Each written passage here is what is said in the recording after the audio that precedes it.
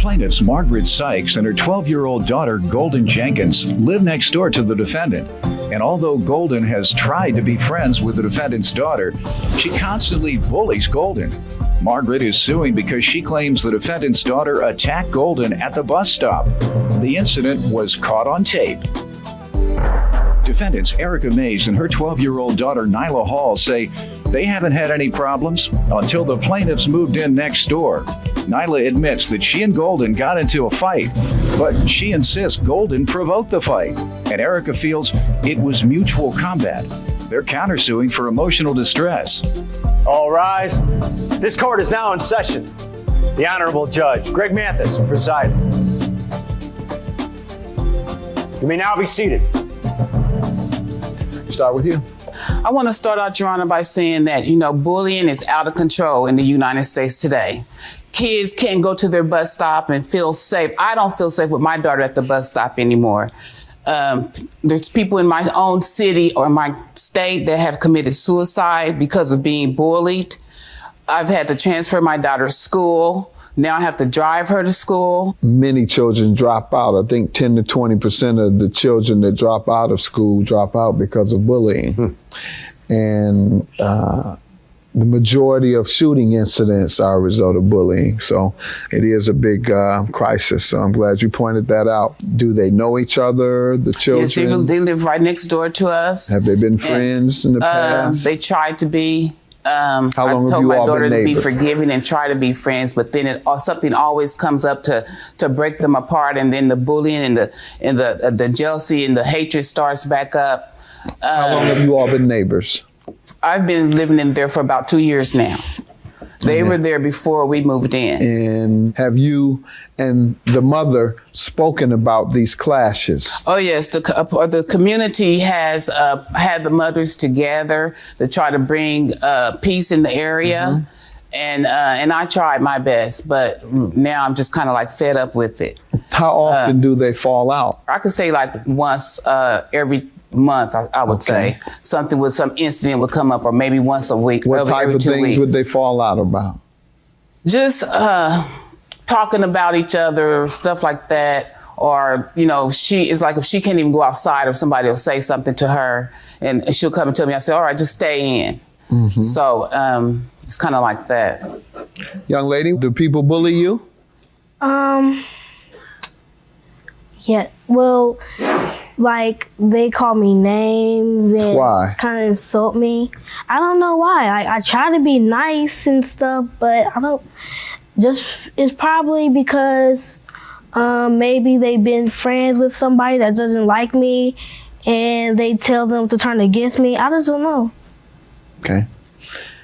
All right. And have you ever gone to the principal about being bullied or talked about? Yes. My mom came into the school, talked to the principal, and the principal said if somebody is calling you names or asking you what happened about the fight, she said to go talk to her. Yeah. And I'm not talking about the fight we're here today for. I'm talking about other times. Like in Northview, there was this one dude that would like cuss me out and stuff. You go to the principal? I go to the teacher. Okay. And they give me a pass to the principal or to And what has happened when you went to the principal? She would like call them down and we would talk about it. And then we'll say sorry to each other, and then all right. Ma'am, you ever been contacted by the school regarding her being victimized? Yes, when she was at the grade school, the school that she's at, Northview, and the school that she was transferred to, West Lane, are middle schools. So when she was at Crooked Creek, which was the grade school, she would come home and tell me about the kids that live in our neighborhood were the ones bullying her at school. And what would the principal tell you when you approached her? They said that she has to come to the office and tell them whenever it happened. All right. Would you have the names? No, because... Why? She knew them. Right. So why wouldn't you get the names from her? When I get the names from her, I would call the school and give them to the principal. Okay, I just asked you that and you said no. Let me move over to them and get some background, ma'am. Don't roll your eyes because I ask very pertinent questions. See, I'm not the type you can just come in here and just tell me anything and I'm going to say, I'm trying to help you figure it out and find out if you're telling the truth. Now, let me hear from you. My daughter is 12. She goes to Northview Middle School. We haven't been having any problems until this family moved in 2 years You never ago. had any problem with your child at school? Other than her getting in trouble, she hasn't had That's what I'm referring to. That's a problem. I mean, she doesn't get in trouble on You just said she did. You just said she did. What do you mean she doesn't? Okay, well, can I start all over? Sure. Okay. I don't have many problems with my child, but she's a child, and children get in trouble. That's how they learn how to grow up to be responsible Not all children. people. Now, how many times has she been in trouble in school? 3 times. Okay, tell me about those. Okay. The first time this school year, she got in trouble because she got into a fight with the plaintiff. All right, we're not talking about that. I want the background. The other time was in the 2nd grade when the teacher had asked her to stop messing with somebody and she didn't do it. Bullying. What else? And the other time, Ma'am, if you had 3 in mind, you know what they were. I mean, I just said 3 because I don't have trouble kids. I don't have kids that get in So trouble. were you telling the truth or not? Were you telling the truth or not? Yes, I'm telling Well, the then you should know. The 3 is what? Why are you rolling your eyes? You're in the wrong place to roll your eyes and lie. Let's get to the incident. I see what's going on here so far. Parents, go ahead. Tell me what happened, ma'am.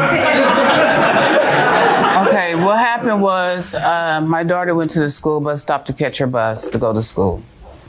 And the defendant's daughter started fighting her. Your Honor, absolutely that's Be quiet. You be quiet. Go ahead. For no reason, Your Honor. Next thing I know, my daughter's knocking on the door, face all Let me see your pictures. hit on.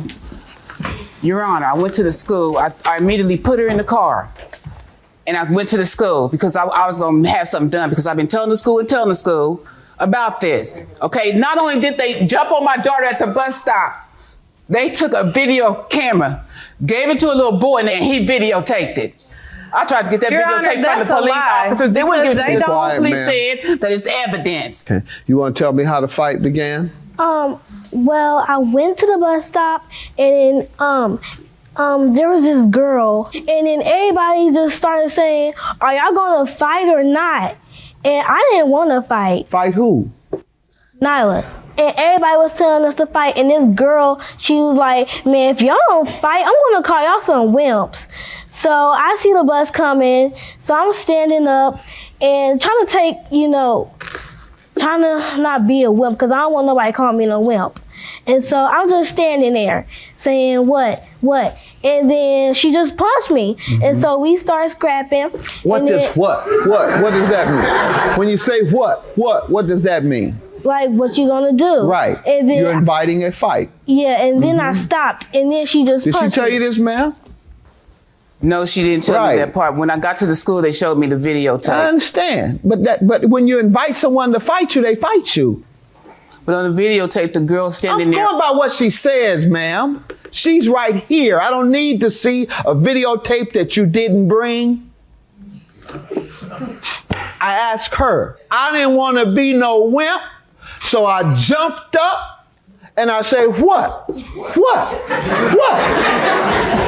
I know what that means. That means let's fight. And she said, that's what it means. So don't act like she's an angel. Let me hear from you, man. What is your understanding of what happened? When we was at the bus stop, I was standing with 2 of my other friends. We was just talking. And so she was sitting down with other people on the bus stop. And so she was telling everybody how she was going to whoop my and whatnot and everything. Why? I don't. You all don't know why you all wanted to fight each other. We've been having problems with them since they moved in. And she did say that. Go ahead. And so I ain't even paid no attention. I was just sitting there talking to my friends, and a boy who recorded the fight, he spoke up and he said, hey, she over here saying that she gonna whoop your stuff. So I slid off my flip-flops or whatever, and so she taking off her vest, tying up her hair, and then when she get ready, she stand there and she like, what you gonna do? What? I thought you said you gonna hit me in my face or whatever. So I put a straight in her face and we went at it. Your Honor, I have the police report and I did bring the video, and the principal of the school as well as the officers who was at the school said that it was a mutual battery. There was nobody bullying You anybody. have the video with you today? Yes, I do. Let's take a look. Didn't know that. Hold on, quiet. You had it all day. You gonna fight or what, man? Her hair ponytail. You ain't gotta do that. We don't want no hair. Come on, man. She's tying her hair up to fight. Okay, but what's going on? Man, he can't do to us. Let me report this. Oh my God. I'm not dying in this video. Man, y'all get on! Hey, up! You said you was gonna split me the face, so what you gonna do? Man, come on, what do y'all run up on? What are you? Oh my God! Yay! I can't fight! Look at it,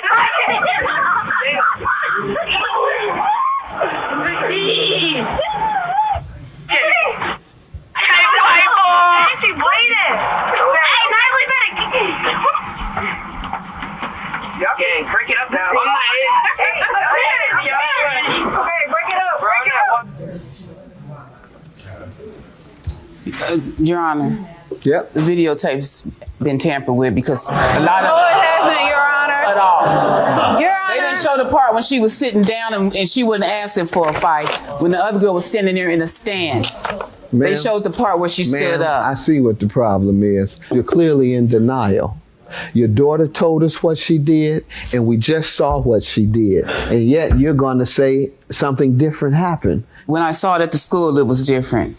The tape was. I know. Because parts of it is Your cut Honor, out. I know. the officers took the video camera that day. They didn't release it to me until Tuesday. What else you said you had? I have the police report that just says that the school said that it was a mutual battery and not anybody attacking anybody. Was there any, upon viewing the recording, I saw that there were numerous students at the bus stop in which the altercation, the students were chanting for the two girls to fight as it is being filmed. School administrators at Northview spoke to students that were at the bus stop, and they stated the altercation was planned to occur today in the afternoon time, but happened this morning. It indeed was mutual combat. Therefore, I can't grant you anything for your pain and suffering. Your $5,000 for emotional distress is for what? My $5,000 for emotional distress is because since they have moved in 2 years ago, I have had nothing but problems out of her and her 5 children that stay in the apartment. We share a porch, so therefore I have to deal with them on Give me some specifics. On 5/11 of 09, I took another neighbor to the grocery store. We came back from the grocery store. We was sitting in the car. We was talking. Her 18 or 19-year-old daughter, Rapunzel, walked past. She heard us talking and thought we was talking about her. She started cursing us out. So we was like, what are you cursing us out for? Because we That's ain't a lie, talking Your to you. Honor. Let her finish. So we started cussing her out. She runs in the house and she calls the Got police. that point. She Give me tries to another play. incident other than you all cussing each other out. Give me After another the one. kids was suspended and they had to go back to school, the apartment told us that we had to walk our kids to school, but I didn't know that she had pulled her child out of the school, so I was walking my daughter to the bus stop. She seen us walking and tried to run over us. In the car? Yes. Yes. Your Honor, that is a lie. No, it's not. That is a What'd you lie, do? Your Not. Honor. I didn't. What was I to do? Call the police. Next time somebody tries to run over you, call the police. Have a good day. Both your cases are dismissed. She's the bully. Her and her family try to portray like they're Christians when really they're bullying and terrorizing the whole neighborhood. She basically sat up there and lied about the whole fight. I mean, what more can I say? Didn't do or anything. Plaintiff Denise Jones says she's here today in a last-ditch effort to get help for her 4 troubled teens. Deneen claims her sons are running the streets and bringing guns and drugs into her home, and she has the pictures to prove it. Deneen is suing her sons for emotional distress. Defendants Anthony, Dominic, Dion, and Antoine Thompson admit that they act up, but insist it's because their mother has turned her back on them. Dion says his mother even locks their food up so they can't get to it. So they were forced to turn to the streets. All rise. This court is now in session. The Honorable Judge Greg Mathis presiding. You may now be seated. Start with you. Good afternoon, Judge. I'm just here today because I need your help to help me help my sons. My sister was killed last year through gun violence, okay? And I had watched a man through my window. I ran and caught him, though. I almost shot 2 of my boys. I went through the juvenile system down in Detroit. I went to the police. From Detroit? Yes. I went to the police station. What did the juvenile system say? They told me, these are my kids and you take care of them. And hit the thing. So after the juvenile court didn't help me, I went over to the 36th District Court. And I did. I might have been wrong. I just bust up in the courtroom because I just wanted the judge just to hear me, and then I was escorted out. Did you file a petition? No, I didn't. No. You didn't fill out any paperwork first? No. Oh, well, that's why. Yeah, you have to petition the court. You have to fill out paperwork for a hearing on the guardianship of your sons. So that's the proper way to do it. Right. But tell me what they've been doing. Okay, let's start. Antoine. How old is he? He's 16. The 16-year-old. Mm-hmm. Judge, I've been going through therapy for the last 16 years with my kids. How old were they when you all began therapy together? Antoine was 3. Okay. Antoine was diagnosed with ADHD. Uh-huh. Dominic was ADHD with a learning disability. Okay. And Dion, but every time I would try to get Dion help, he couldn't stay in school the whole day. He was, every week, Judge, he is out of school to where now, in the last year and a half, he had been to either between 8 and 10 schools. I'm getting the help I need for Dion as we speak. All right.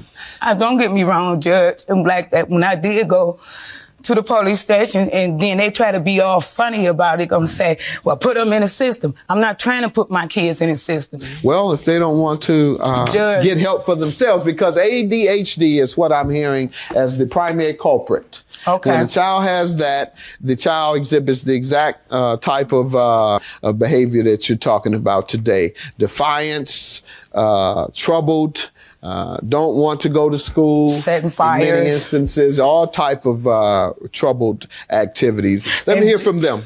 Who wants to talk first? All right, young man, what's your name again? Anthony Thompson. Anthony, what you up to? What's your status in life right now? You're in school? Where?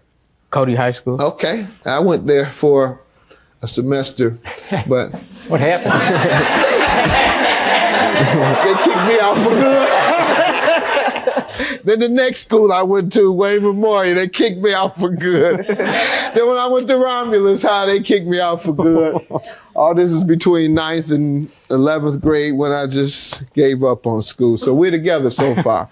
What else? At least you're still in Cody, right? Yeah, I'm still in. All right, go ahead. That's a tough neighborhood. Yes. That's right next to the projects I grew up in, which Herman says Gardens. Herman Gardens. And that's one of the toughest ever, right? Like- What type of trouble have you gotten into? Like the only trouble I ever got into that was like that serious was on my last year on my birthday when I turned 17. I some fat 300 pound 6'2" boy was trying to jump on my brother Antoine. So You got involved, and then what? and then some other boy had jumped in. What else? That's it. All right, how you doing in school? 2.0. All right, when do you graduate? I supposed to graduate this year, but I had failed the 6th grade, so All right. I'm graduating next year. Okay, what are you going to do after that? I ain't decided. All right, well, you need to start deciding, start looking into it, whether you're going to go to trade school, community college, or university, or what have you. So I'm looking for good things from you. Is he telling me the truth? Yeah, but he also forgot to leave out that he had went to jail. For what? For fighting? Yes, All right. they consider Where do it you as all a live? What gang neighborhood fight. you all live in? Joy Road. Joy Road and what? Right where I Filled live? it. I ain't know. Tough neighborhood, man. I mean, they got so much pressure on them, so much violence If they going just- on. Excuse. Yes, sir. And like you said, it be like so much stuff going on, and like some of the stuff that we do get into, like half of it don't be our fault. But when we come home with the problem, every time we tell her, or like every time we trying to express our feelings to her about the problem, it's always, I don't want to hear that y'all say bringing stuff to my house. You know what I'm saying? And then half of the time we don't even be at her house. We just telling you off just the Let me hear the next one. Young man, where you at? Where you in school? Yeah. Where? In Troy High. Okay, Troy High is a good school. How you doing there? At 3.0. All right, why'd you have to go there? Because you were kicked out of all the others? No, I just kicked out Cody. You just kicked out of Cody for what? Stealing the jacket. All right. And what type of problems have you given your mother over the years? Been like running the streets. Doing what? Like just selling like smoking and like drugs. Selling drugs. All right. Why? We got to do stuff on our own to get what we need, and like she won't give it to You us. bought all the shirts and pants? You all bought Yes, shirts yes, and pants? yes. Every single one of them? Yes. Where'd you get your money? Same thing. Where'd you get your money? Working at the gas station. Where'd you get your money? Helping out people. All right. See, they didn't have to. He works at the gas station, minimum wage. So it's just you all making those bad choices because you want to take the easy route out. If your mother can't afford to, that may have something to do with it. No, she could have, but she just gave up on it. She never, she just ain't want to do nothing. No, she didn't give up on you. I didn't give up on you. I wouldn't be here. That's why you're here now. That's why she went to the police station. That's why she went to the courts. That's why she got your counseling. She didn't give up on you. Giving up on you would mean that she doesn't care and she kick you out the house, not let you back in. She ain't been providing for us. Providing what? What? Like anything, like a parent's supposed to be doing. Like what? Give me some examples. Okay, She like- doesn't provide food.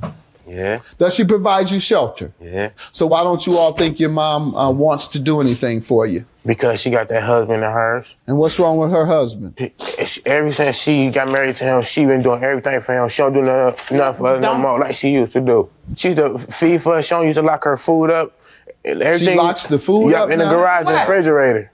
Because she think we gonna eat it all. Go ahead. Her mother is supposed to leave the food in the refrigerator for her kids to eat, no matter if it Not get if you AR or eating it all not. too quick. Not if she buy it one day and you eating it all because that they same is not day. gonna go. They is not going out there getting high and go munch down. I my don't refrigerator. smoke. That's right. No, you not That's gonna right. do it. You Right. smoke? Like you said, y'all You know smoking what? weed out there. I'm with her. You're not gonna smoke that weed They get and then good come grades in home school. and with the munchies and eat up everything that's in the refrigerator. Judge, can good I grades in please school, refer to though. something? That don't mean you can engage in illegal activity. I don't smoke or I don't do none of Okay, that. but Good. Tank, don't sit up here Good. and act like I don't feed you. And Tank, you DIU is out of school. You just got back in school after a year and a half. You think I'm gonna go out and let you wear off some shoes that it ain't finna Anyone happen. been convicted of a crime? Oh yeah, this Antoine's. Tell me, who's been convicted of a crime? For what?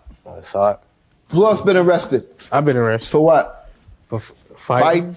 Is that it, ma'am? No, where's your hand, Dion? What was he arrested for? He was arrested for theft. He had the nerve to walk all the way What did to he steal?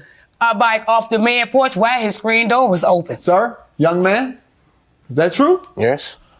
Ma'am, let me just say, it is very common, unfortunately, in the environment in which they're being raised. Violence is the most prevalent form of destructive behavior in the poor communities. And second is drugs and criminal activity. But Judge, can I please present? This is my main concern. This is why I What need is your it? help right here. And I'm not. They can't come home with me now. I'm telling you. Is this one of you all? She got a sawed-off shotgun? What you doing with that? And they brung it in my house. All right, well, Just you to are a have. criminal. When was this? That was like a month ago. Yeah, a month ago. And then You try to con me like you've been doing so well. And 1 month ago, you got a sawed-off shotgun in your arm with a hood over your head, looking like you're a straight-up street thug and mad at me all behaving you like want one. You can be mad Blunts. all you want to. 2 more guns. And you haven't shown this to the police? I just found it like 2 days before we got here. They need to be off the street, man. I know they're your babies That's why, and all that, but babies my they need to be locked up. They don't need to be on the street. They need to be locked up. You see what I'm trying to say? When they get locked up, be quiet. I'm talking. Grades, Ma'am, let them get locked up. Let them get locked up and get raped a few times. Look at that. Then we'll see. Because I want them to know what gangsters get. Gangsters, they either go to jail, and young guys like you, they rape y'all repeatedly. Or they get killed, one or the other. But a lot of people try and suggest that I shouldn't mention prison rape often, but I mention it because that's what's happening, particularly to these young guys. And secondly, it should be a form of deterrence. If you know you might get raped repeatedly, they belong in prison, man. I'm in jail. Take these to the police department. Take them as soon as you leave here, as soon as you get back home. Take them to the police department and show them and have them arrested. We'll see then when they want to come out what they want to do.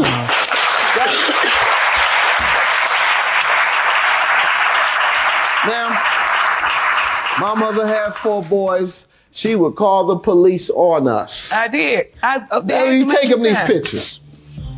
Y'all real gangsters? No, I'm not. What you doing with the guns? I ain't had no gun. Faking? Yeah, I guess. I ain't touching no gun. I don't touch drugs. Why do you have the guns? Because they was and the in our money, house. looking like gangsters. And bring it in my house. I'm call the police on them. Take these pictures to the prosecutor's office. Young lady, did you want to say something today?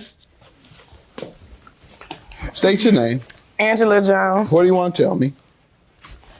First of all this is crazy because she could have did something about this at home. Like what? Helping them with school. She don't be involved with their school at all. They don't be in I got him into the Troy school. Doesn't look like they're in school to me. Go ahead. What else? I can vouch for one. He want to go to school. Okay, but it ain't his. And he do too. I didn't cut you off. Let me talk.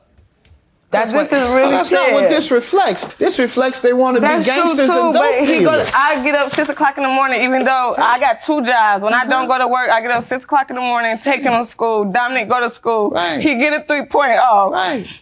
And she mentioned all the bad stuff they do. They ain't said once how you sit in your room and smoke weed and drink. Just she do it in her house. Ma'am, can you explain that? You keep talking about all this school. Explain all that. Let me show you. Explain these sawed-off shotguns, these rifles, this dope, all this money. Explain to me how these great students are here holding sawed-off shotguns, rifles, dope, and dope money. Guns belong to my uncle. They got them from his Your house. uncle's not holding it. I'm talking about what I'm seeing here. And I'm trying to get to the point how they got the guns. Not interested in knowing where they got them. I'm saying why they have them. How do you explain that? Because our uncle left them to us. I'm not asking how. I'm saying why. Because when he passed, he wanted to give them to us. I didn't ask you that, sir. Have a seat, ma'am. Have a seat. You all keep telling me where you got the guns. I don't care about where you got them. I want to know why you have them in your possession. You're pointing them. You all are either drug dealers or you're faking like you are. Nobody made you put these guns in your hand, this dope, and this money. Ma'am, the criteria for judgment for emotional distress is outrageous conduct that causes one to experience an excessive amount of stress. I'm going to conclude that that is exactly what is going on here. And I know you want me to help them. The best way you can help them at this point is have them locked up. That's the only way you can help them. All right?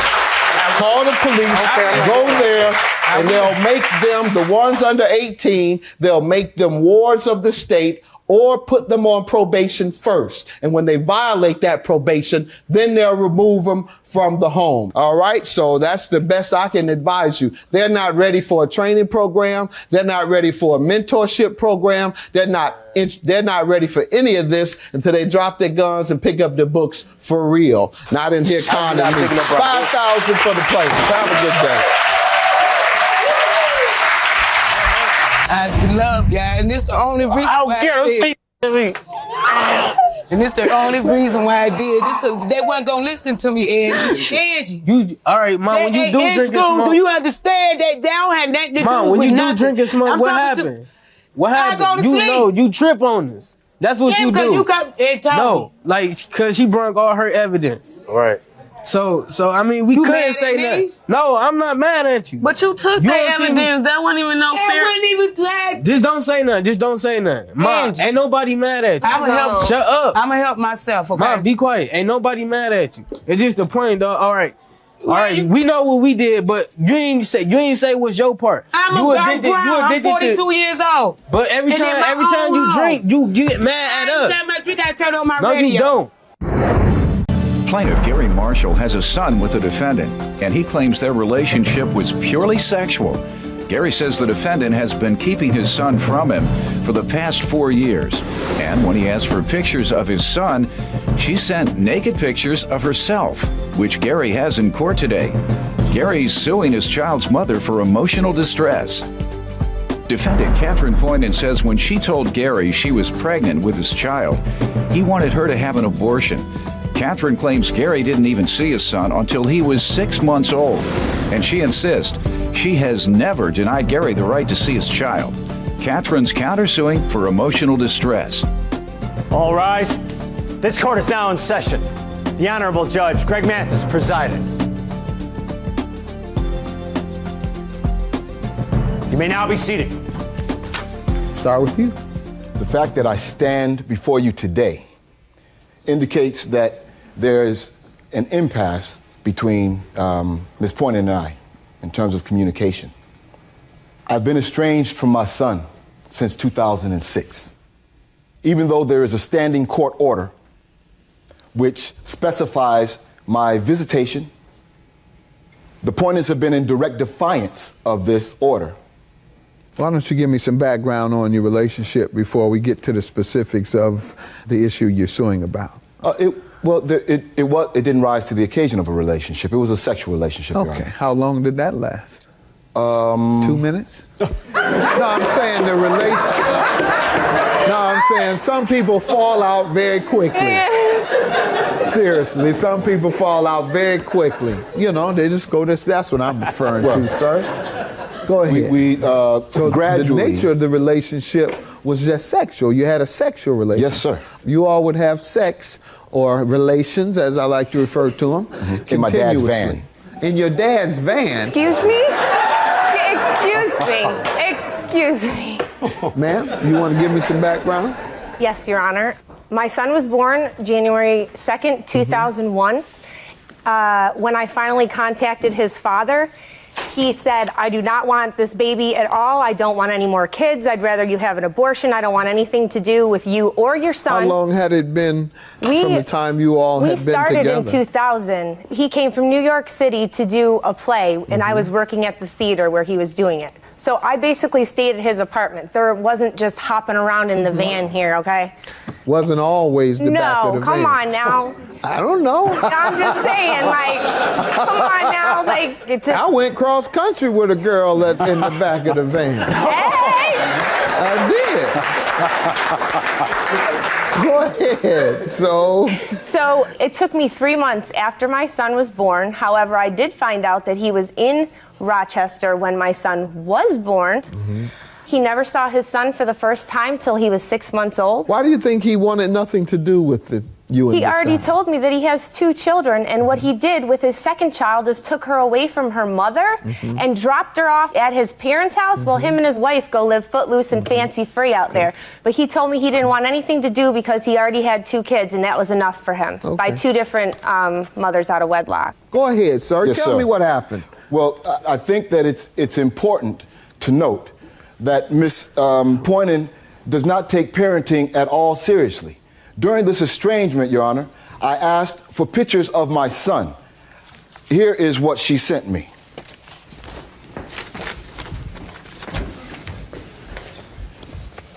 This was 2 years after my marriage, Your Honor. 2 years after my marriage. Who is this? This is her showing me where my son came from, not pictures of my son, Your Honor. You didn't know that? Oh, yes. I had been there before.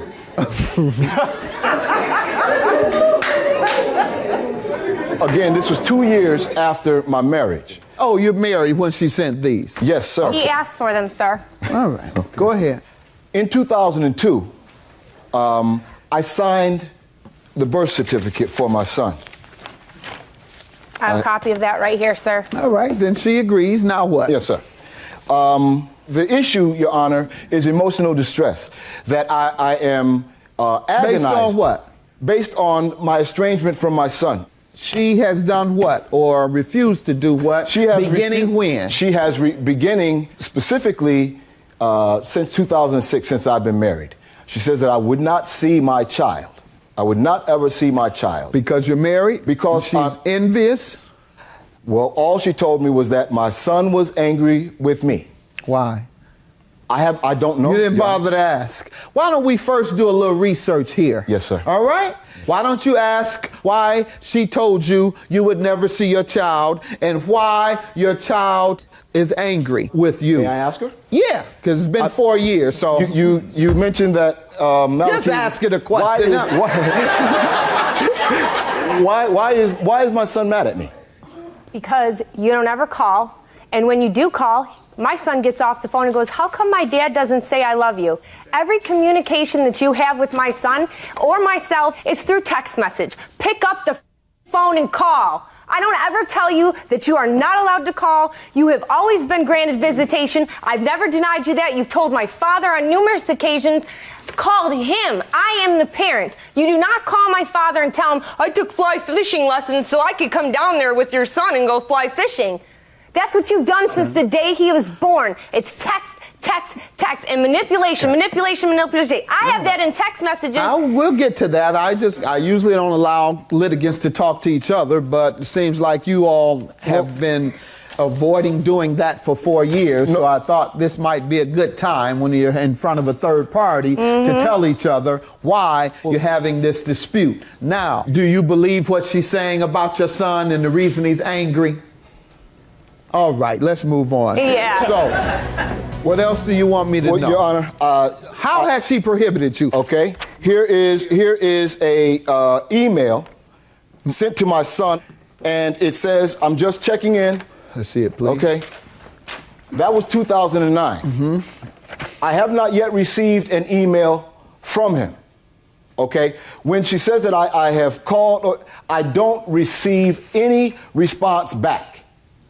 I used to call on Sundays regularly, and I never received a response. Why do you think your son doesn't respond? Well, number one, I think that there is parental interference going on. What do you think she's doing? Well, I haven't been able to see him. I can't. That doesn't show that she prevents it. That may be that, as she says, he doesn't want to see you because he's angry with you because you have failed to reach out to him on a regular basis. That's what she says. Well, but that is a lie. I have several correspondences. The only means that I had to read those that indicate she has interfered with you seeing your son. Okay. Dear Mr. and Mrs. Poynton, despite numerous attempts throughout the years, Katie has remained uncooperative and unwilling to allow visits that would include my wife. These unrealistic requests have been a barrier since 2006. Okay. Let me see that. And they came in this certified registered envelope mailed to my parents with this subpoena, Your Honor. But why would he say that if you weren't prohibiting him? I'm going to explode. Come on up. State your name. State your name. I'm Richard Poynton. The boy in question is my grandson. This is my daughter. Since 2001, Gary has not completed one promise that he has made to myself, Katie, or my grandson. He claims that he can't see him. We have never, ever refused him visitation. What he does is put a BS letter like this together, saying he's gonna do this, that, and the other thing, and you know what? He's all talk, and he doesn't follow through. This is a guy who hasn't given $1,000 in 9 years in child support. And the only reason we're here today is because Katie had to go on welfare in Florida. And part of going on welfare is you have to file a child paternity case. That's the only reason we did it. And because they have served Gary in California, that's why we're here today. Was there a response to this? No. No, it came with a subpoena. I understand. Because for 10 so years... the reason you didn't respond is because it was in the form of a court action? Yes. Okay, let's see the subpoena that came with it. You haven't paid any child support other than $1,000 in 9 years? Sir, I opened up I'm asking you a question. It's more than that, sir. How much? Not much more than that, sir. Why? I have... Although this hadn't have anything to do with visitation, no. Why haven't you paid? Sir, because I'm adhering to our out-of-court settlement. I opened up a bank account. Let's see that out-of-court settlement that says you can pay only about $1,000 in 9 years. When was the last time you went to court? March 2006, Your Honor. And what happened then? That's when they granted me visitation. Okay, why did it take you 4 years to obtain a hearing for visitation? If it has been denied for 4 years, why haven't you done anything? Because in good faith, Your Honor, I thought that we could work something out. How much good faith did you intend to extend?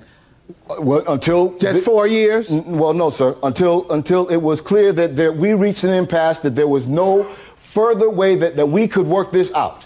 Why did you wait? She started denying you visitation with your son. Why did you wait 4 years to suddenly want to see him?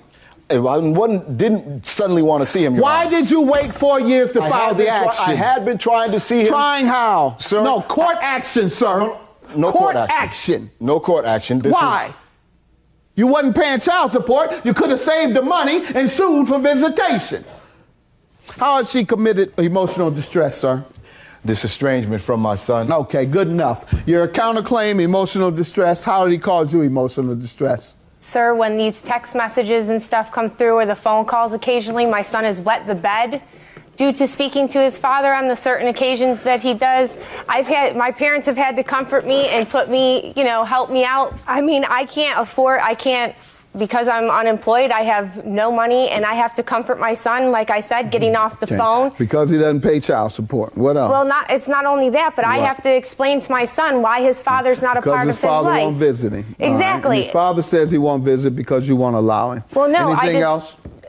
I just find it funny. Anybody have any evidence or proof of all this? This right here is a copy of my text messages of him manipulating me prior to coming to your court about what he was going to say. Read the parts that are relevant. He said that I gave him a VD and an STD, and that I lied about getting roughed up to see if he was jealous. I never cared about. Is he talking about something when you all were going together? Okay, well, right here he says, "You keep throwing me under the bus and brainwashing and painting me as a deadbeat dad. Tell him of the slut and one-night stands. Do you tell him that?" Once again, he's restating that he believes you have been denying him. Okay, that's fine. When did you sign paternity? Never. He signed. You've never. Somebody said there was a birth certificate signed. Oh, 2002. That's paternity. Okay. Have a good day. Both your cases are dismissed. Child support case is next. I sure hope I can see my son. All he's got to do is call and stop by, and he can see his son. This is all BS.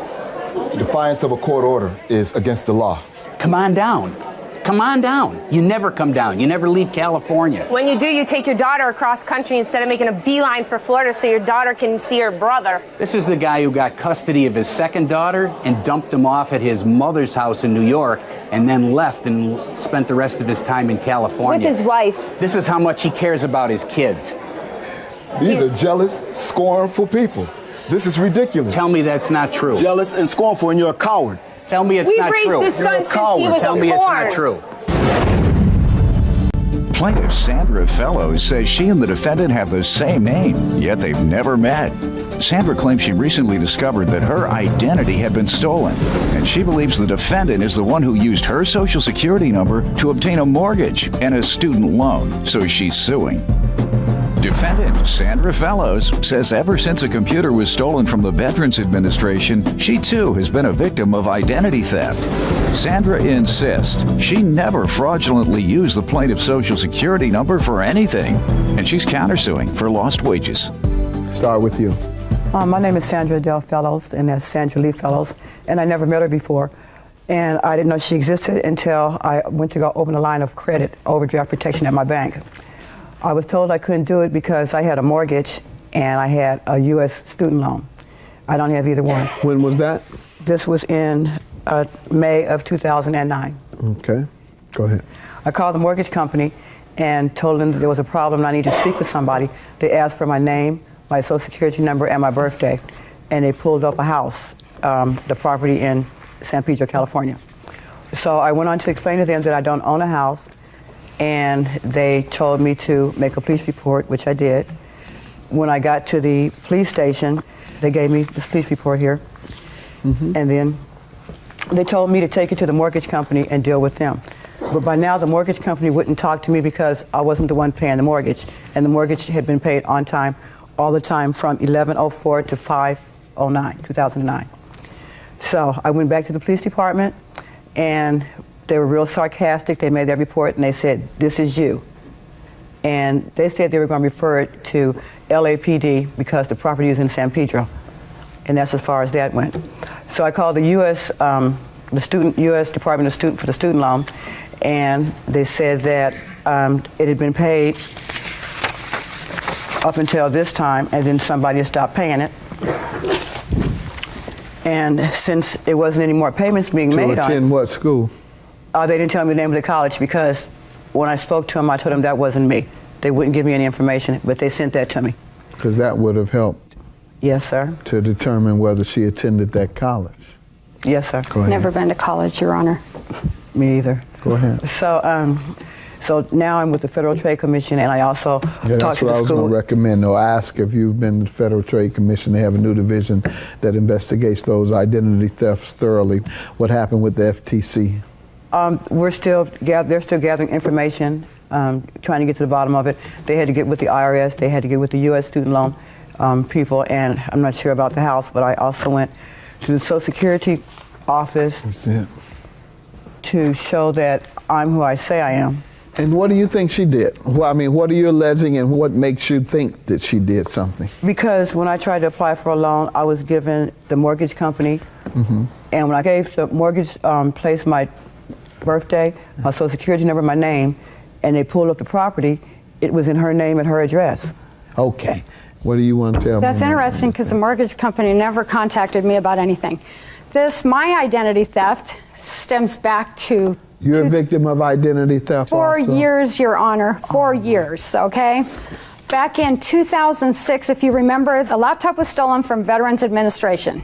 Okay, a year later, I started having all kinds of problems. First was a bill from AT&T thanking me for my extra phone out in some city I've never been to. I contacted them. We got that straightened out. But in order to straighten that out, I did the same thing. Had to go file a police report, had to do an affidavit, had to have things notarized. I mean, they have my social security number so they can go do whatever they want, but I have to prove I'm who I am. 26 million active military and veterans were affected by this. I've been going through this for years. I have bills with Sandra A. Fellows, not Sandra L. Fellows. I have Bill that's her Adele. name. That's me. Right. I sign everything Sandra L. And you're also a veteran. Yes, sir. Oh, great. What? She's a veteran also. Oh, well, maybe the same thing. What do you want to show me, ma'am? What else? I have a lot. I have police reports. I have stuff that they have says stuff in place now to prevent identity theft in the future. I have several times. I have done the 90-day fraud alert with all 3 bureaus. I use one of the bureaus to protect my credit. This has been going on since 2007. I did get something in 2009 for a student loan. Okay, I handled it. They took it off. How did you handle it? I made phone calls to the credit bureau. Okay, now when I pulled up... Just because you call the credit bureau and say, that loan ain't mine. No. That's not how it works. But in June of 2009, I pulled up all 3, okay? Equifax, everything was great. It was all mine. TransUnion, everything was great. It was all mine. Experian had $389,000 worth of negatives that were not mine. Everything from hospital bills to car payments to real estate, everything. I have copies of it all here. I've been going through this for years. Let me see some of what you have. Okay. It's terrible. I pay my bills. I pay them on time. My credit score is over 800. I work 7 days a week, 11 hours a day to pay my bills. My fiance died a year after we bought the house. I work 7 days a week so I can make that mortgage. I never used your Social Security number. I used mine. Show me something where you've been to an authority of some sort to report this. Okay. Or something that shows that you go to the FTC or some government agency other than the police. No, I went to the police. Because you got to do a little more than just, as she says, make a police report to get this straightened out. You had to do more than that. Your Honor, the phone company gave me a phone number and address where this person had used my Social Security number and the police didn't do anything. How did you resolve it? I went to each individual creditor that was saying that I was responsible for these. And how did you convince them that it wasn't you? Well, I have one that wanted my Social Security number. I said, no way.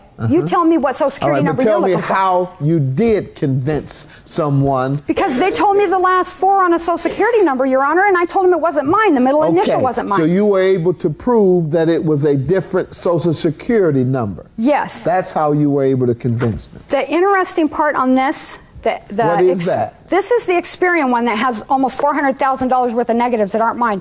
Show me something that lets me know that you were able to convince either the mortgage company or anyone else that wasn't yours.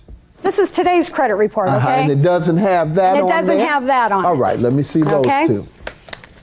The interesting part, Your Honor, is the last several pages of the bad one has at least 2 pages of our name in different variations, has at least 2 pages of all these different addresses. You saw that? Yes, I did. And the kicker is, down at the bottom, it has 6 other people's Social Security numbers that it says variations. I flipped.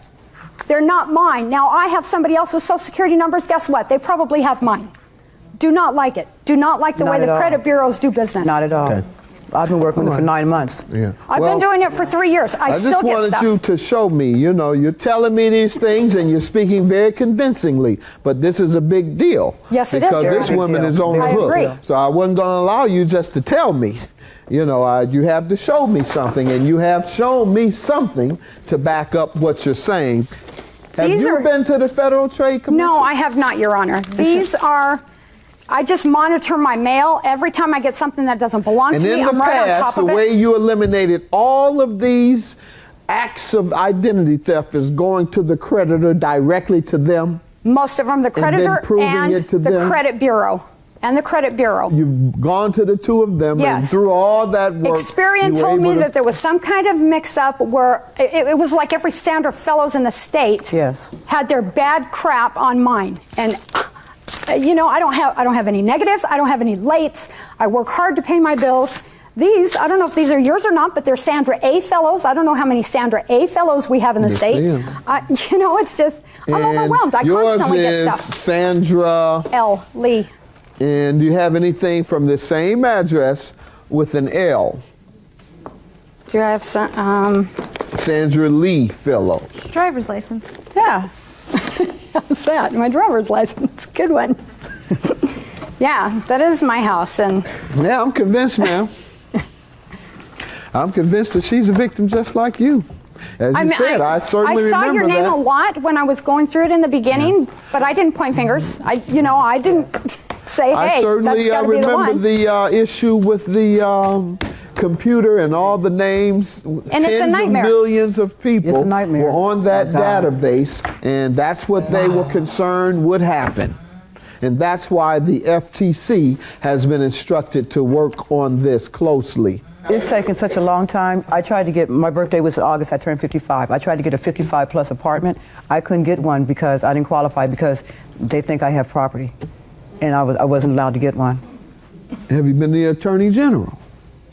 They're in connection with the Federal Trade Commission in Pennsylvania. They're all together, because that's the other source. You go and try and stop it first by going to Social Security Administration, Secretary of State, alerting them that this is what happened, and you do your best to try and prove to the creditor, the bank, all the other agencies that would allow you to continue to be victimized immediately. You stop all that.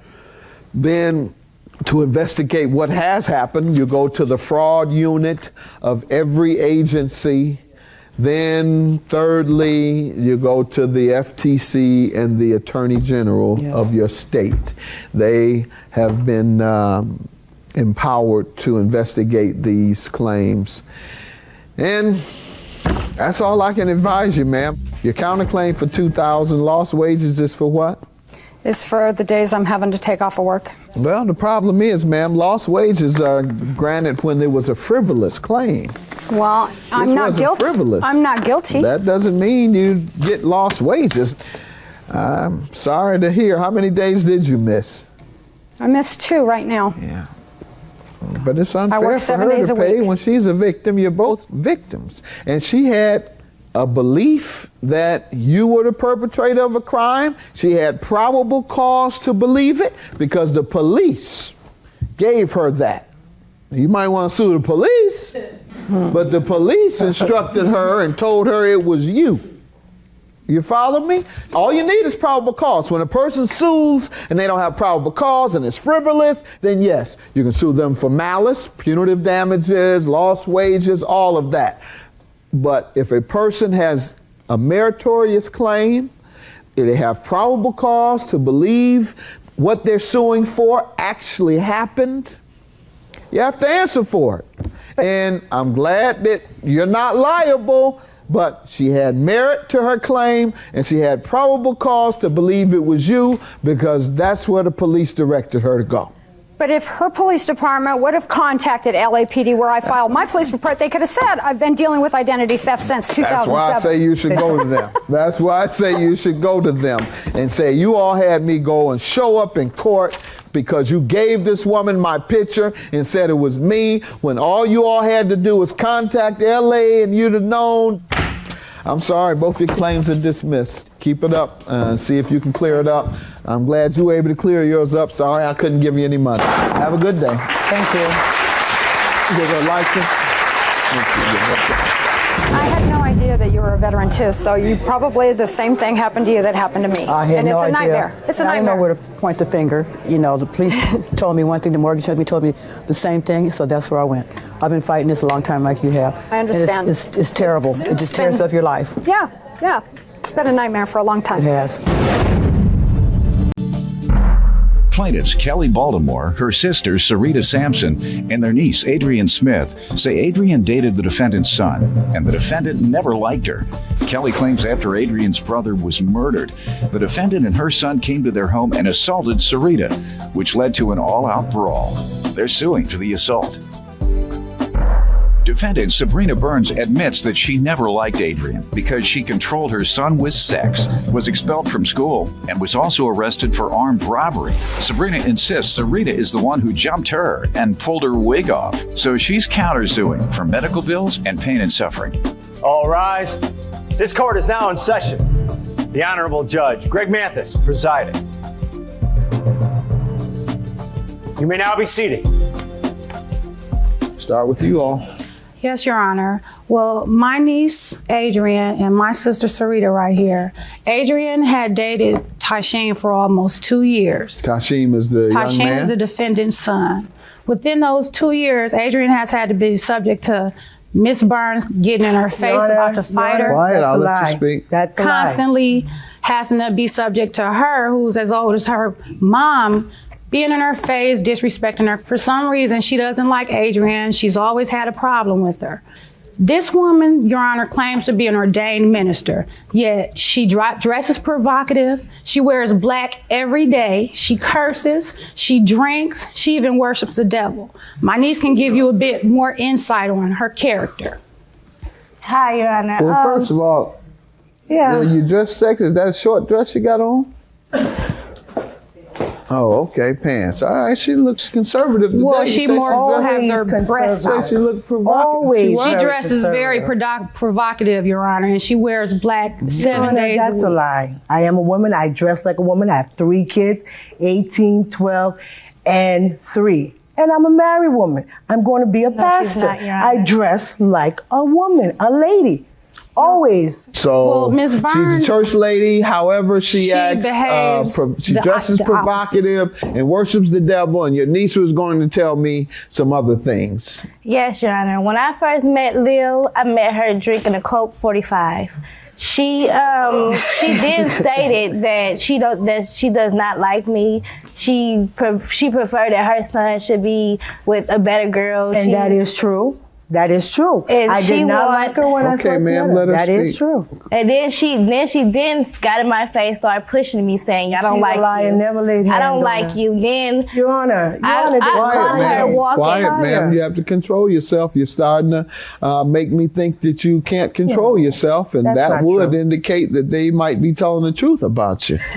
Go ahead. I didn't caught her walking a few nights around looking for ecstasy pills with her 3-year-old son. How do you know that's what she was looking for, ma'am? Because I sit around in the neighborhood and the drug dealers who she went to, I mean, you can't go to nobody else I know that she went to the drug dealer. How do you know?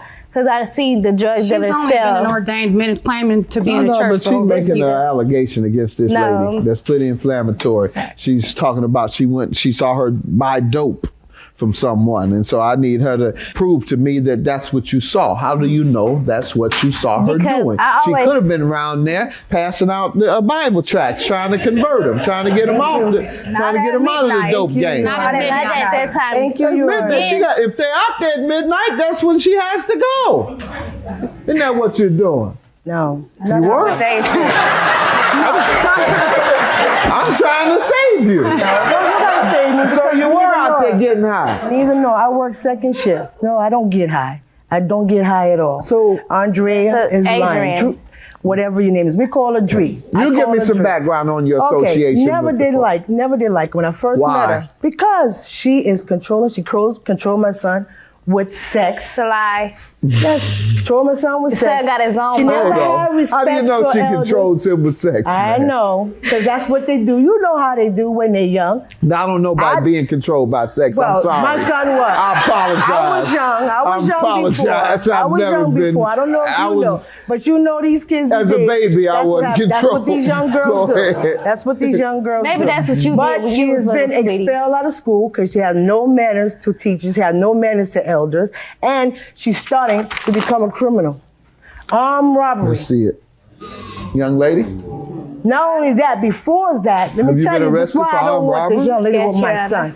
I'm going to tell you why I don't want this young lady. Innocent. That's And a the lie, reason Your this is Honor. important because we're going to get to an assault. That's what this is about, Yes. fighting. Yes, Your and I Honor. know everybody's going to say the other one started it. Yes. And that's the only issue today is who started it, who was the aggressor.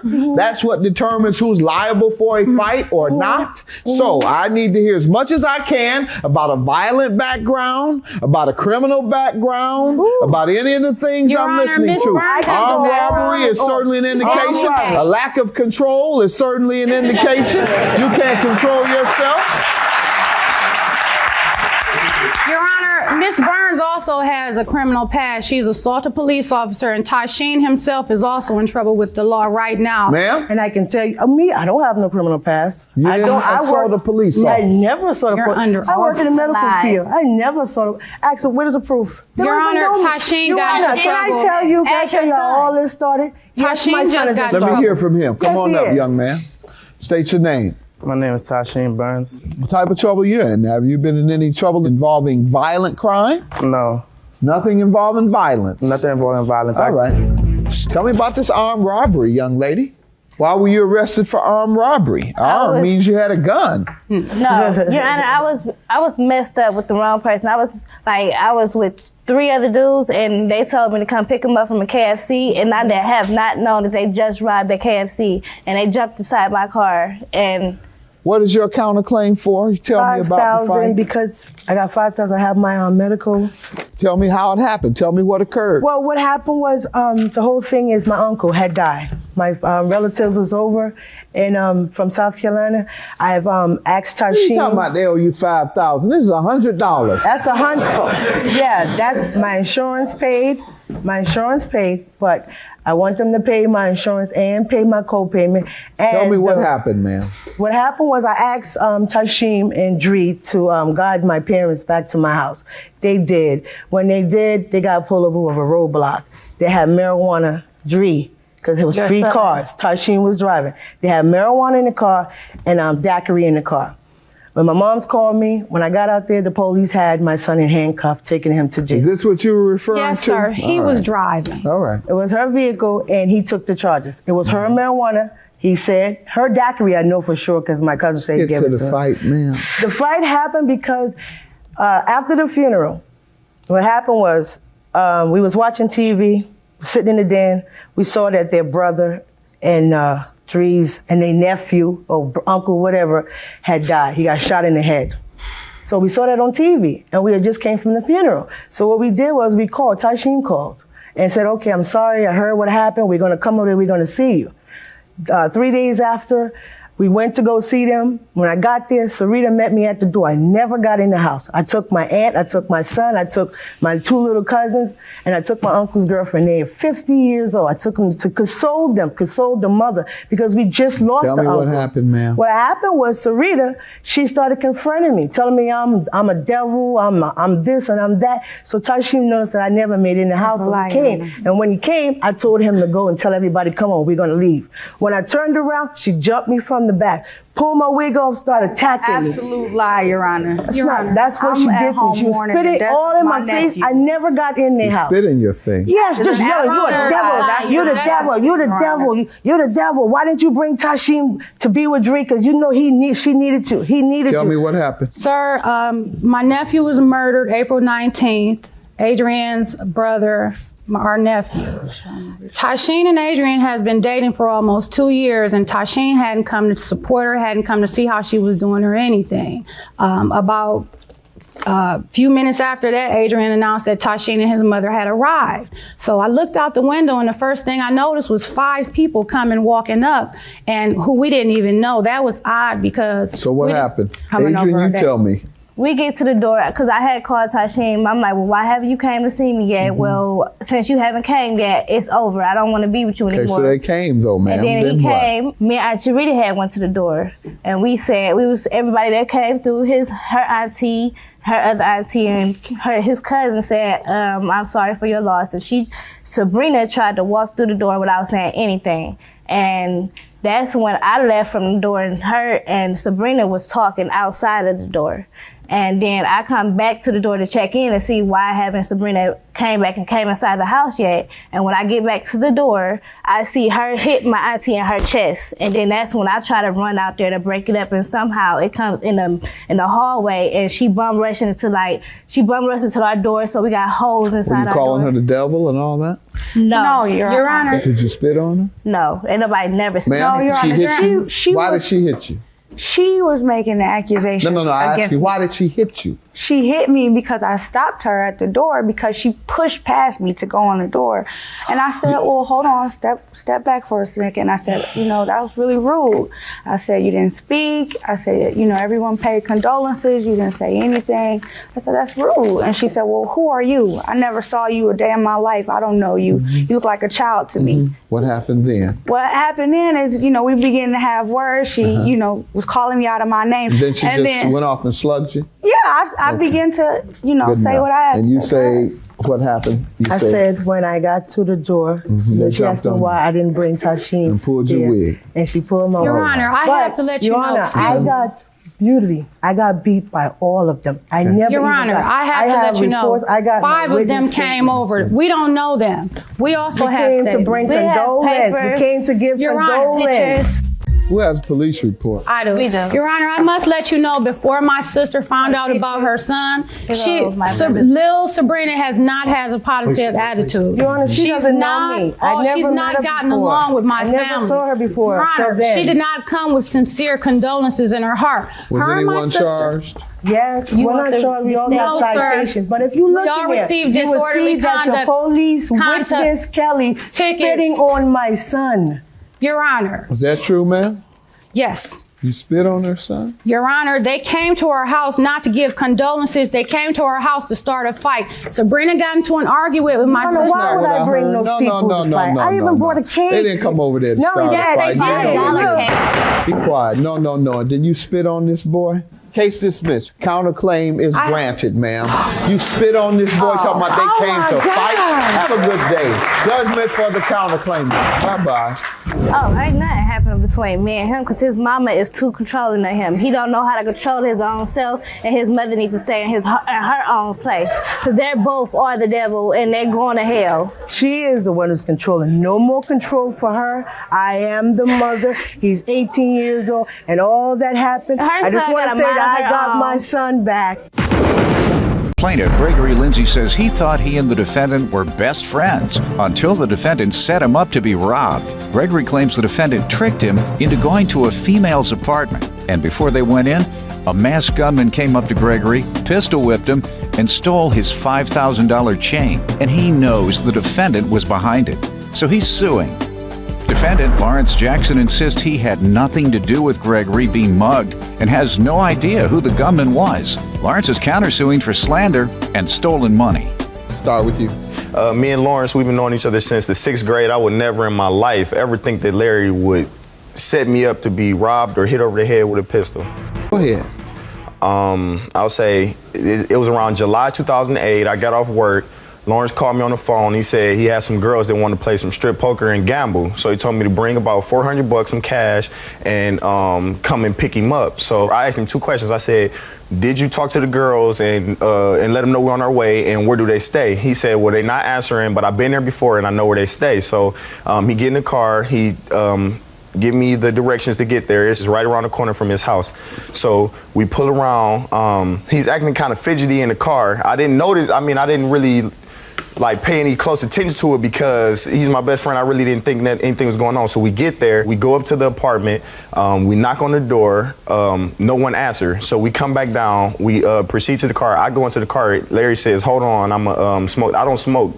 I don't allow smoking in my car. So Larry said, hold on, let me hit this button a couple times or whatever. Then I'm gonna get in the car, we can leave. That's not true, Your Honor. Larry, it was not that. Let him finish. So Larry gets on the, so Larry gets back on the phone. So I'm not paying no more attention. I'm trying to figure out where we're gonna go next. So I get on the phone, get to calling a couple friends. So out of the corner of my eye, I see a guy coming around the building, and he has on a ski mask. This is the middle of the summer. I'm wondering why is a guy walking around with a ski mask. So I try to let Larry know, get in the car, because it's something fishy. So Larry comes around to the car, and it's I can hear him fidgeting with the door, but he can't get the door open. So Larry, he tries to get in the car, but the guy, as soon as Larry opens up the door, the guy sticks the gun in the window, and he says, he basically said, turn the car off or I'm gonna shoot you in your face. So at this time, I'm about to use the bathroom on myself because it's a big gun. So I turn the car off and I get out the car. The guy walks right past Larry. The first thing he says, I know you're here for the game.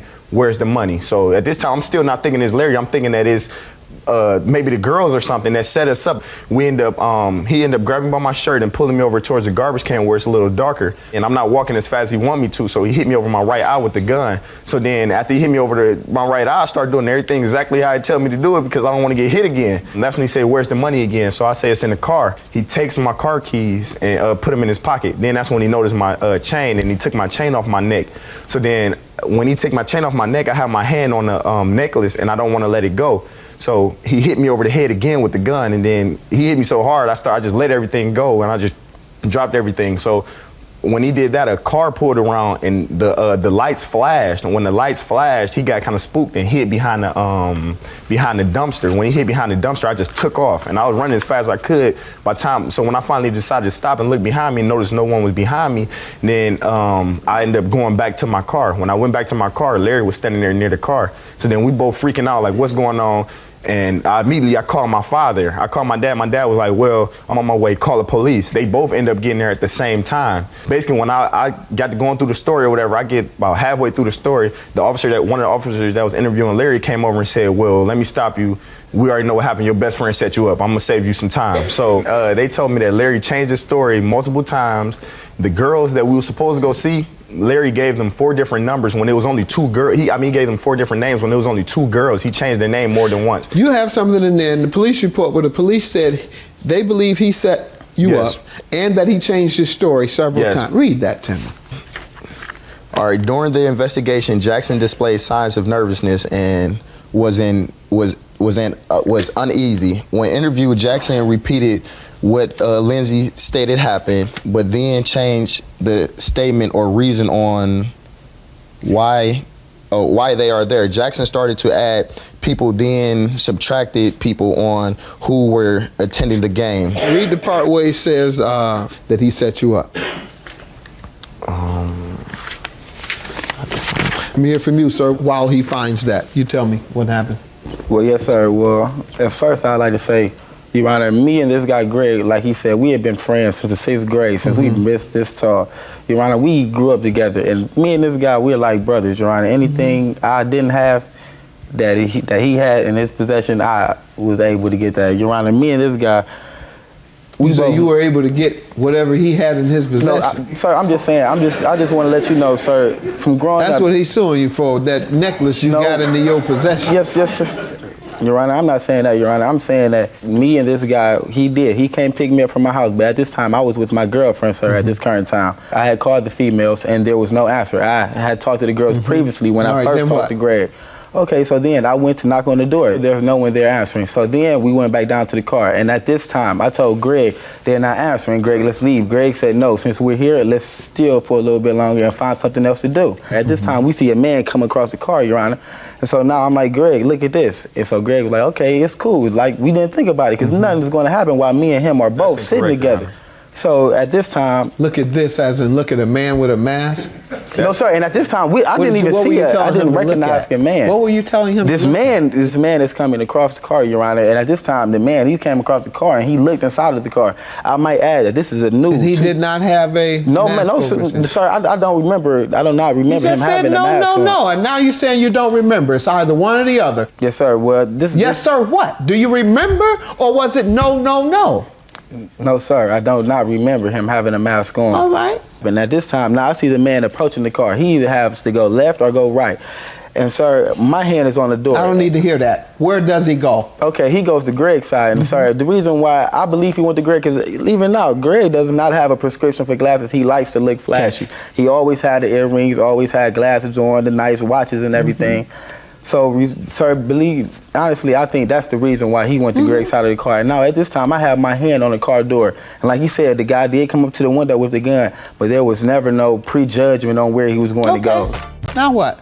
So now, once the man gets in the car, he grabs Greg by the shirt and he has him by the gun. And they're outside of the car. And now me and Gregory is both outside of the car. Because when he got out, I got out the car. And now the man was like, so what you gonna do? I'm like, man, yo, I'm back. He got Greg, at this time, nothing has happened. He like, where the money at? Where the money at? We both playing dumb like, yo, it ain't no money going on around here. So now I guess the man, he takes the keys out of the car and he throws the keys. So now we playing foolish, like as in we don't have any money, and he smacks Greg against the head with the gun. Now he snatches Greg's chain, and now me and Greg runs at the same time. Greg goes this way and I go this way, but we both left in the same direction at the same exact time. His father came a few minutes Tell me before. what happened with the police when they talked to you. Okay, Let's get right to that. Okay, when the police started talking to me, they asked me what happened, and I told them what happened. Did you tell them a particular name that lived in the unit you all were going to see? Yes, sir, I did tell them. And was that the actual name? Well, they come to find out, sir, was that the actual name? Yes or no? No, sir, it was not the Okay, actual good name. enough. It wasn't the actual name. Go ahead. Okay, well, in the police report, it also states that Lawrence Jackson, he knew who the guy was that robbed us and that the number was in his call log, and Larry had called him 7 minutes after we'd been there. Read that part. Okay, it says Jackson admitted to knowing the assailant to possibly be, and it gives his address. Did you admit that to the police? Sir, no, sir, I never admitted that. I know. So the police are lying on you? No, sir, they're not like I like. So then, yeah, you did admit it to sir, him. No, sir, Yes, listen to me carefully. One simple question. Did you tell the police that you knew the person? Sir, I did not tell the police that I knew the person. I told All the police, right, you told them what? That me and my friend had went over there the previous night, and that previous About night, the person who did it? Yes, sir, sir. And so when I called my friend from the previous night to tell them to give me the number for the females, the father had answered the phone, sir. And then he started asking me questions like, so yeah, what y'all gonna do tonight? Read, because he's saying basically that the police lied on him. No. Go ahead. Okay. Read where the police said it again. The police said he told them he knew the person. Yes. And then it say Jackson then corrected himself and stated it was such and such father. Changed his story. Yeah. Then it say Jackson then released to. Then he refused to answer any questions because he said that he was afraid of the guy's father. Let me see the report. And you're suing him because you believe he conspired to make this happen. Yes, sir. Did the police arrest him? Yes.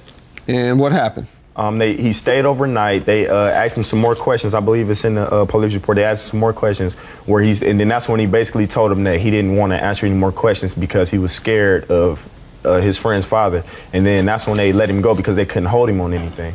Sir, you must know that in a criminal case, typically the prosecutor will not prosecute if they don't think that they have enough evidence to win a case by meeting the burden of beyond a reasonable doubt. However, they could bring you to civil court and the burden is different. All he has to prove is that it's more likely than not that you did it. And $5,000, what type of necklace? What you doing a $5,000 necklace? Let's see that. Where you work? I've been working 2 jobs for the last 3 years. My whole entire high school year I was saving up to for buy that. a necklace? Yes, sir. You in college? Yeah, I'm in college now, sir. Please don't tell me you're getting federal money. Yes. You're taking our tax dollars to pay for your college and walking around with a $5,000 necklace on. Well, this was in high school. Whatever it was, you could have used this $5,000 on college as opposed to begging us for tax dollars. You got your priorities wrong, like a lot of other young men. Sir, I'll grant you the value of your necklace. I believe it's more likely than not that he did it. I believe it based on the police report, his conflicting statements to the police. Today, he has given conflicting testimony. Your counterclaim, $1,531 for stolen money, defamation, and overdraft fees. How does he owe you? Well, yes, sir. The stolen money comes from is when all of that happened. I know, sir. Me and Greg, we had put some of our possessions in the glove compartment, so we won't go up so heavy. I know I put my wallet in there. I had my driver's license and my debit card. Put your wallet in there when? Before we went upstairs. Did you do that? No. Yeah, what was the purpose? Because I don't want to lose too much money when we start gambling. That's what I'll put a few credit dollars. Card? You were going to be able to charge it on your credit card? That's why I put my credit card in the glove compartment. Sir. What else? And at this time, I know I was incarcerated. What are you saying, sir? Are you saying he stole your credit card and used it? Do you have evidence that he did? Yes, sir, I do. How? What is your evidence? I was incarcerated, and then I was starting to get charges the day I was incarcerated. What is your evidence he did it? It was in his glove compartment when I left. When I got in the police car, it was in his glove compartment. Okay, do you admit doing it? No. And if we locked the glove compartment, if he took my keys and my car had to get towed, how could I get back into the glove compartment? Your claim is dismissed. You've been unable to prove your case. I don't believe you. I believe you set your friend up for a robbery, and you can sue me for defamation too, because I'm telling you that's what I believe. You got me? I don't believe he took anything of yours. $5,000 is your judgment. Your claim is dismissed. Have a good day. I'm gonna go my way. I'm finish college and live my life. Well, so I'm going to continue with college, and I'm just going to live my life the best way I can without any more false accusations or any judgments against me. Plaintiff Christina Wright dated the defendant, and they have a daughter together. Christina claims they ended things after she discovered he was cheating on her with his brother's ex-girlfriend, who's with the defendant in court today. And then the defendant assaulted her. She's suing for stolen property, a car, and pain and suffering. Defendant Marcus Fluker says while he was dating Christina, she was extremely jealous and always wanted to fight. Marcus insists Christina is the one who assaulted him with a hairdryer, and he simply pulled her weave out in self-defense. He's countersuing for car repairs, defamation, and pain and suffering. Start with you. I'm here today because I met the defendant in 2002. We end up having a daughter together in 2005. I end up leaving him in May of 2009. I decided to reconcile with him at the end of last year. And while I was trying to reconcile with him, I find out that he's sleeping with his brother's ex-girlfriend. He ended up getting his lady pregnant, and his brother has 3 kids by her. So he got mad when I broke it off with him, where he came to my mother's house and bust through her door and assaulted me. He came through the door, he choked me, he punched me repeatedly in my head. And this is the assault you're suing for? Yes. All right. Let me allow him to give some information on the background. Okay, I met her in 2002. We used to always go drinking and stuff, and she'd get to acting crazy, tearing up our property that we got together. I've been with her for 8 years. our relationship, we ended our relationship because she was always wanting to fight. The day she called me to get back together, I had went to their house to pick up clothes for my daughter. If I went there to fight, I would never bring my daughter with me. Did he bring his daughter with him? Yes, my daughter was in the car. She refused me to get clothes for my daughter for school. She told me to go buy her some clothes for school if I want her to go to school, just because she's mad because I told her it wasn't going to work out. It happened, but that's not. You left that part out. You made it appear as if the man he came to get you. That was his sole intention, that he came and he just got out of the car and kicked in the door and started beating you. That's what actually happened. You missed the discussion. Yeah, that was after the fact, though. That wasn't what he was coming over there. The person doesn't ask questions about clothes after they kick in a door and beat you down. They don't kick in the door, beat you down, and say, now, can I get the clothes? She got mad because I wouldn't reconcile with her. I didn't want to be with her no more. Hold on, let's get over this one more time. Did he jump on you before asking for the clothes or after? This was after. Right.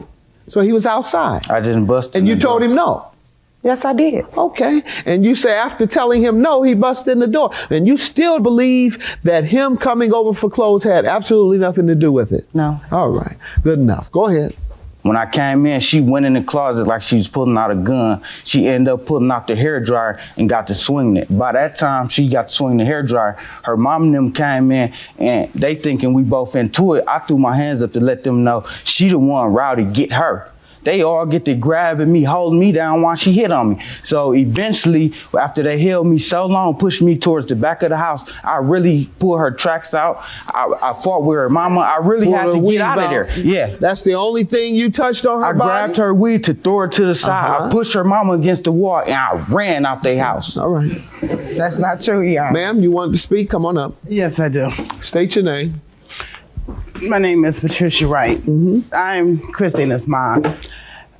I'm just truly here to witness through all the relationship. I have went over to the house where Christina has called me saying that they're into it. I have to go get Christina and bring her out of it. Of course, she go back. But this incident where he's talking about, I come out the bedroom and I see these two, my daughter trying to hold them, and then I come in and try to stop Christina and him both from fighting. But had I known how it happened in the beginning, how he came in my house without knocking and at her, when she has a statement to that fact, that he came in there at Christina. And we were actually trying to break it up. Okay. And that's the honest getting to, and God is my witness. All right. I threw my hands up 2 times and they would not stop. Did you press charges against Yes, I did. All right. And what happened with the case? I had a temporary restraining order. She dismissed the restraining order. Why? This man went in there saying I did all this mess because this girl had just had her baby. This is why I'm suing him. Every time we get into it, I'm always but you said something different, right?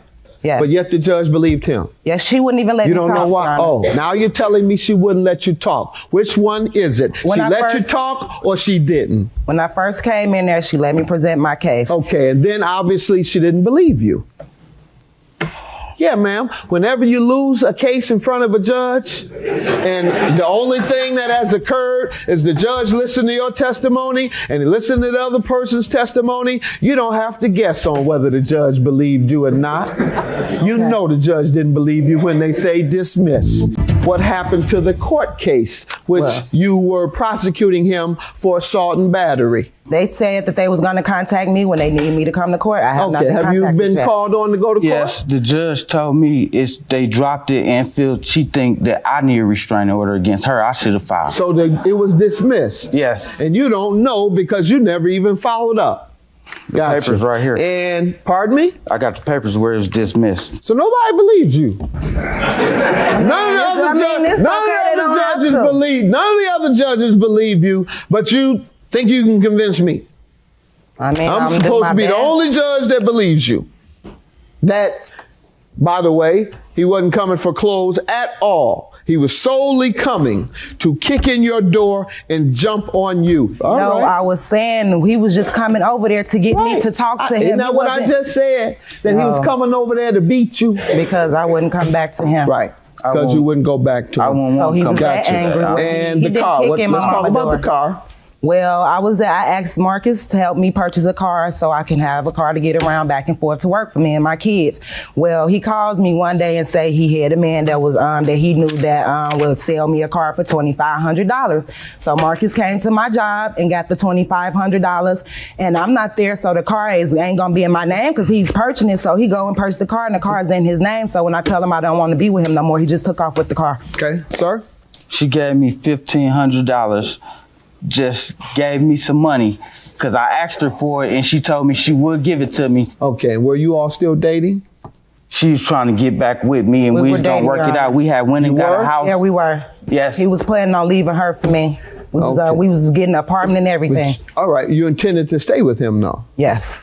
Okay, so if you're intending to stay with someone, live together, build a future together, it's not unreasonable that you would say, hey, go get a car for the household. But Your Honor, this man has 3 cars. He brought her a car. He had the car that I brought him, the Chevy that he's trying to sue me for. Did you have 3 cars? He has 3 cars. I got one car, got Chevy, and the money she gave me when intended to buy a car, I was gonna fix my Chevy up with the money. I went on my own and synced the car and decided to buy a car instead of fixing my Chevy up with the money she gave me. So she gave you the money to fix up your car? Yes. And instead you bought a different one? Yes. So you misled her? You misrepresented it. You told her you were going to get your car repaired. Instead, you bought you another car and put that car in your name. So you had 2 cars at that time, 2 for the price of 1. That's pretty slick. Yeah. What stolen property are you referring to? May of 09. I left him in the house that we stayed in, and I moved with my mom. I moved out like the end of April, and he moves out May, the day of my daughter's birthday. He don't call his daughter and wish her happy birthday or nothing. On the day of her birthday, he's moving my landlord's stove and refrigerator out of my house. He took my washing machine and dryer. He took my deep freezer. He took my cable equipment. He also took my TV. Did you call the police? Yes, I did. I have a police report for that too. He's on the lease, so they couldn't lock him up for it because he was on the lease. And the landlord... You've been charged by the landlord? Yes. Let's see your list of items that the landlord is suing you for. And no locks have been broken into or anything of that nature? No. Sir, did you come and take furniture and utilities? No, I didn't. I couldn't tell you what happened to her. She used to leave when we broke up. She used to just come in the house Has she and mentioned it to you before? Yes. And what has been your response? I told her, quit leaving the door open because you mad at me. Has the landlord spoken with you or attempted to reach you? Yes, I spoke to her, the landlord and the police. I told him that I couldn't tell him because... Dear Ms. Wright and Mr. Fluker, this balance owed, but you're the only one that is on the lease in writing. All right. You have any other evidence that he did this? I have a witness statement. Okay, witness statement from who? His brother. I'm writing this statement because I witnessed him removing the cable equipment, TVs, and other miscellaneous items with a U-Haul truck on about 4/14. He, Marcus Fluker, moved some of the belongings into my storage spot at my home for a month. I also want to state the fact that he, Marcus Fluker, was in a relationship with Santana Dillon, which is the mother of my 3 children, and they just had a child also in February. Yes. So your brother said you have the thing stored. That's not my brother, first of all. And what I had stored at his house was a DVD player, one TV, and clothes. That's all I got. All that stuff in the house we built together. She took everything. That's all I took. You mentioned refrigerator, stolen oven, and change of locks. He didn't mention that, ma'am. That was just what he took to his house. The other stuff I know of, he took to his grandma's house or even stole the stove and refrigerator. Them just the items that he took to that house. All right. If you took the cable equipment and TVs without an understanding with her that you were going to do it, I'm inclined to believe her. Your counterclaim for car repairs, defamation, and pain and suffering. She running around telling everybody I've been beating on her. I've been with her 8 years. I never had this problem of domestic violence until we broke up. I told her I didn't want to be with her. Now police looking for me for domestic violence and everything. I've been with her 8 years. I ain't never touched her. All right, your car repairs, what is that for? She coming out the bar drunk, jumped over the snowbank and he put a dent in my car. Ma'am? True, Your Honor. That man. How do you know? I got in the car right before she hit the car with her body. And then when we got to arguing about her doing that, she got out my car, poured her liquor on me, threw the glass and broke it in my car, hit me with the glass, got out the car and tried to punch me. I took off and my door hit the snowbank, and she put another dent in my door off her leaving my door open, hitting the snowbank. Ma'am, did this happen? Yes, but not in the car that he's telling you about. It's in the car that he brought for me. Mm-hmm. Why did you do it though? We was arguing. But during this argument, from what he says, you attacked him. And I said, is this what you did just now? And you said yes. I'm trying to say it didn't happen the way he's saying Tell it me happened. how it The happened incident did happen. I did pour my liquor on him because we was arguing about him messing with his brother's girlfriend. That's violence. You attacked him with liquor.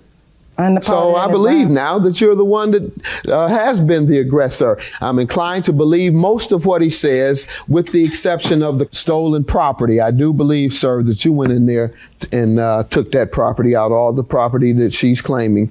The car repair, sir, you have an estimate.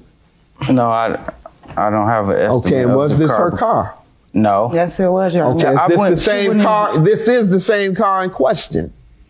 No, I'm talking this when she jumped over the snowbank, it was the Chevy. Your Honor, this man had so many dents in that Chevy, he went and got this Chevy painted. But ma'am, you admitted to reacting violently, and you said the only difference is it wasn't his car. Ma'am, I'm going to grant you $1,700 judgment for the stolen property and the cost of the car. That would be $2,500. I won't grant you, however, any pain and suffering. You haven't convinced me that he was the aggressor. Sounds like you did a little more initiating than he did. By your own admission, you poured the liquor as a result of an argument.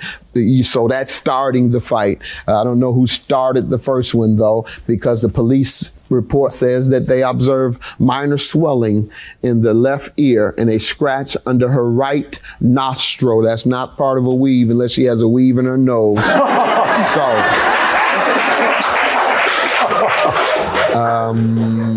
$1,500 is your judgment. I don't believe she poured the liquor on you, but yet she didn't damage the car, all within the same incident. Now, $2,500 and $1,700 is what? $4,200. That's $4,200 is your judgment, ma'am, minus $1,500 for him. It's $2,700. You walk away with $2,700 today. Have a good day. That's my judgment. What's gonna happen between him and his daughter? That's what he needs to try to figure out. I'm glad I ain't got to deal with her. Your daughter's birthday was May 1st. Did you tell her happy birthday? No. I'm done dealing with you. Yeah. She don't let me see my daughter. Exactly. No, I don't. She don't let me see my daughter. Don't call this girl on her birthday. If I'm not with her, I can't see my daughter. Plaintiff Sadie Fitzhugh says she's one of the nicest people anyone will ever meet, but she's tired of getting walked on. Sadie says she became friends with the defendant 10 years ago, but now she thinks the defendant is so phony that it's ridiculous. Sadie is suing for the balance due on a loan. Defendant Curtis Shiflett admits that she appreciates everything Sadie did for her, but says lately Sadie has not been acting like a Christian. Curtis says after the loan took place, Sadie approached her in a store, threatened her, and cursed her out. So she's countersuing for harassment. Start with you. Well, Judge Mathis, first of all, nice to meet you. Sorry to meet you under these circumstances. I am one of the nicest persons you'll ever want to meet. I will go out of my way to give, to loan, to help. And you know what? I always end up getting messed over. And you know what? Right about now, I'm kind of tired of it. This is the last buck time. stops here today, okay? I met Curtis about 10 years ago. Her husband and I used to work together. I thought Curtis was my friend. And she knows I would have did anything for her. And I did. And I think this lawsuit hurt me more than anything else, Curtis. I'm such a bad person. Here's cards you sent me. Let me see. Okay?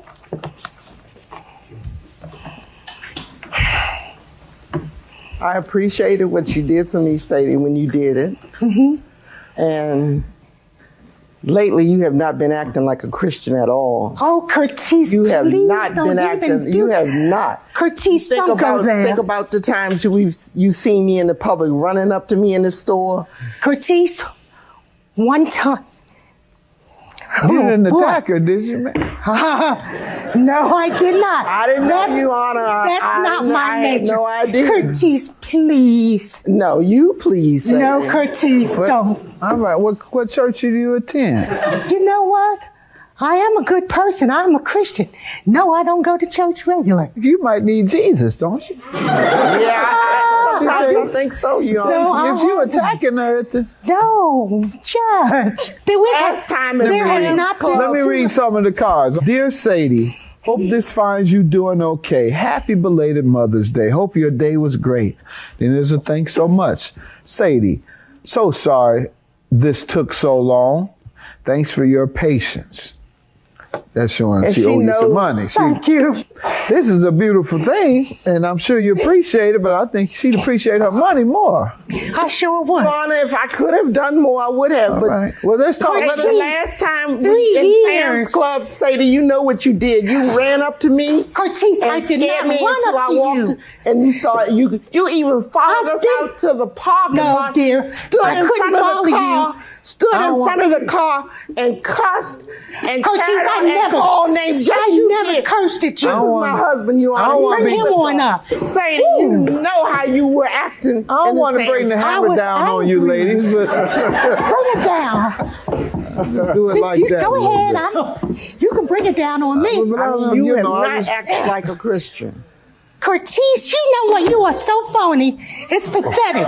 Where do you go to church? Do you go to church? Yes, I go to Friendship Baptist. There's a Friendship When- Baptist when in we- every town.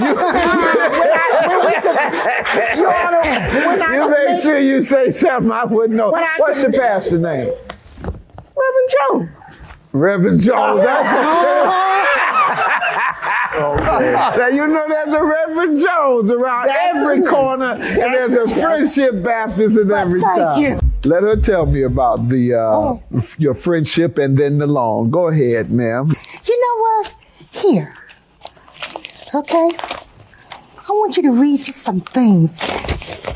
Could you please give that to the judge? Thank you. Let me have it, I please. know who I am. Thank you. I know what I am. Sadie, you didn't follow us out at Sam's Club. Stand in Yes, front of but my I car. never cursed at you. I called you scum. You called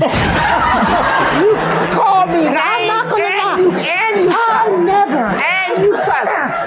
I mean, when you call my house, you call my house threatening me, Sadie, and tell me what you're gonna do. You are such a liar. I'm Come on, not lady. lying, Sadie. Don't get to run your blood God. pressure up. No, I took my meds this morning. I mean, Your Honor, when I could pay her, We tried get to that. Let Okay. me read some of the character reference. This is a character reference for Sadie. Over the years, I watched Sadie extend a helping hand to family, friends, and strangers. That's right. She would borrow on her good name in order to help someone else. And she would repay the loan whether she was repaid or not. Now that's good. That's why you don't go to church. You don't need to go to church. You're going straight to heaven. I'm a good person. You're going straight to I heaven. am a good person, and you know it. Only folks need their church really is the sinners. No, I'm not Freddie. Do you go to church, Judge? I absolutely do. I go to West Angeles when I'm in Los Angeles. Bishop Charles Blake, the presiding bishop of the Church of God in Christ. And when I'm in Detroit, I go to Greater Emmanuel Church of God in Christ, where Bishop Drew Sheard and his wife, Karen Clark Sheard, from the Clark sisters. That's where I attend. Go hear me some good music. Pastor pray for me every now and then. He got to put his hands on me if I really been bad that week. So, nah. Go ahead.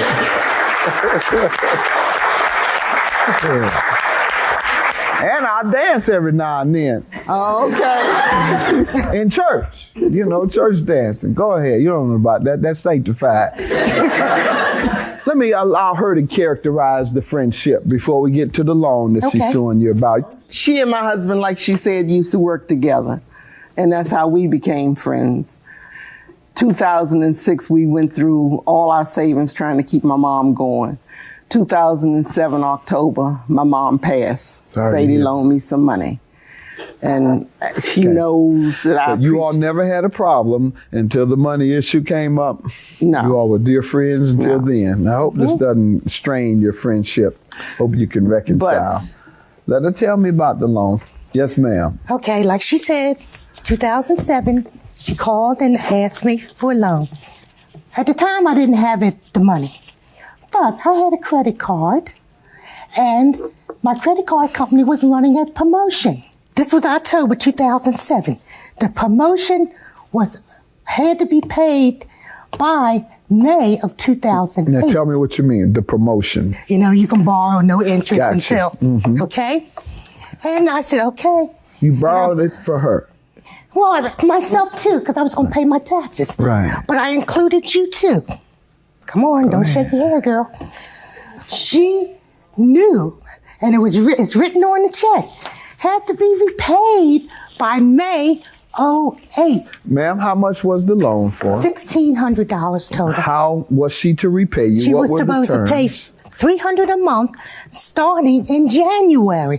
Remember, I even gave you a period of it was November not that much money. and Do December. you have the check where you wrote this check for How much was it, $1,600? ma'am? It was about $1,200. Oh my, excuse me, I'm very sorry. I'm very, very sorry. I mean, you even wrote on one of these things down here on the bottom of the thing. Payment Let me see that, of loan on please. What do you have $1,200. showing? Please. All this stuff you wrote. Curtis. Yeah, take it easy, man. I just can't stand.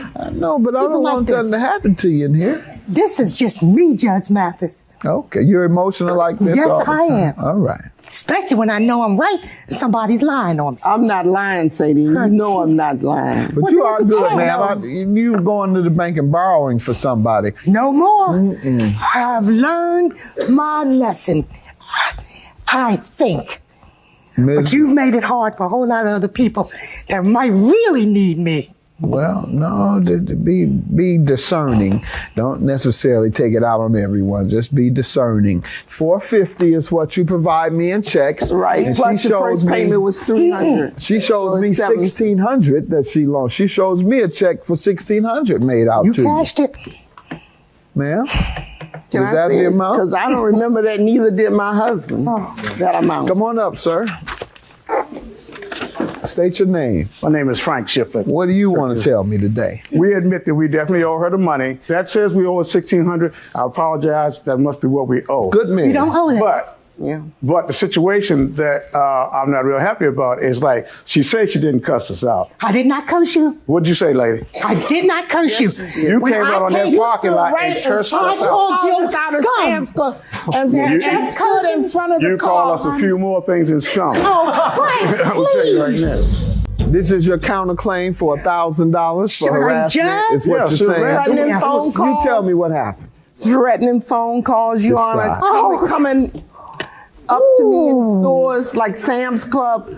I mean, loud. What type of things did she say? She started cussing and talking about, I want my money. I say, Sadie, I'm trying to give you your money. I say, you know the situation. Frank's not working. He worked a short while and got laid off. What would she say to that? I want my money. I want my money. You gonna give me my money? I say, Sadie, I'm trying to do it. I know it's taking a long time. And I just hushed. Because with her What did acting you like she witness? was acting. In the store, harassing, and on the parking You lot, are she terrible. cussed my wife out because I was loading Terrible the groceries in the car. I said, what did she say, Chris? Sadie, I know I owe you. You know, Well, then and I I'm said, not you know, I said, lying. well, that's not necessary. We owe her money, Curtis. and we admit that. But you know, we didn't have to take that kind of stuff. And be bullied by Now, her. what about in when a she store. called on the phone? What type of things did she Well, that say? was between her and my wife. I didn't hear the phone conversations there. How many times But she did told me, she call said, you well, Sadie and keeps talk harassing out of my the way? How many times did she? Maybe 3, 4. What type of stuff? She didn't curse you, did she? Just, I want my Over money. the phone, she did not cuss. She just threatened me and said, Threatened you to do what? I'm going to get my money. One way or no the matter, other. right. Miss Sadie, did you tell her you going to get your money one No, way or the sir. other? Yes, okay, you want to hear? In June, when I called you, you blew up. No, I on didn't the- say Curtis, it. Let her finish. Don't lie. Don't you lie on me. Go ahead, calm down. Sadie, I had no reason Curtis, to blow up. you blew up. Ma'am, let us You finish. started hollering. We ain't got no money. We don't do that. We ain't got no. I was so taken aback. I didn't even have a comeback. A week later is when I met y'all in Sam's.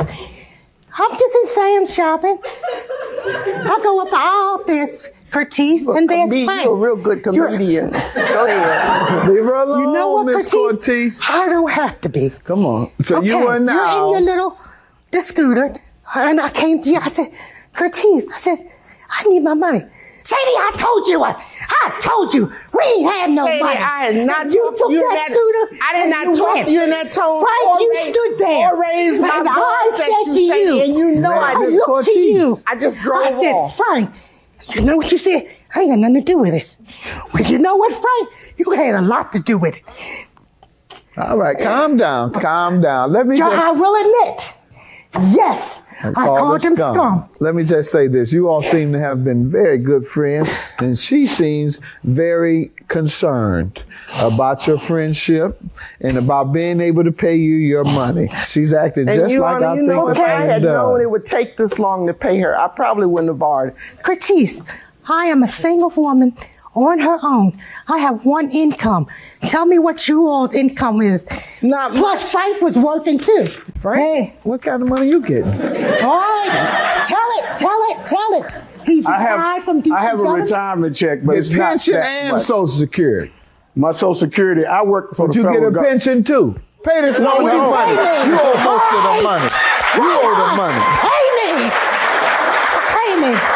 Anytime there's always a man in between some mess when it comes to two women. $950 is your judgment. Thank you so Taking much. it out of your pocket, Frank.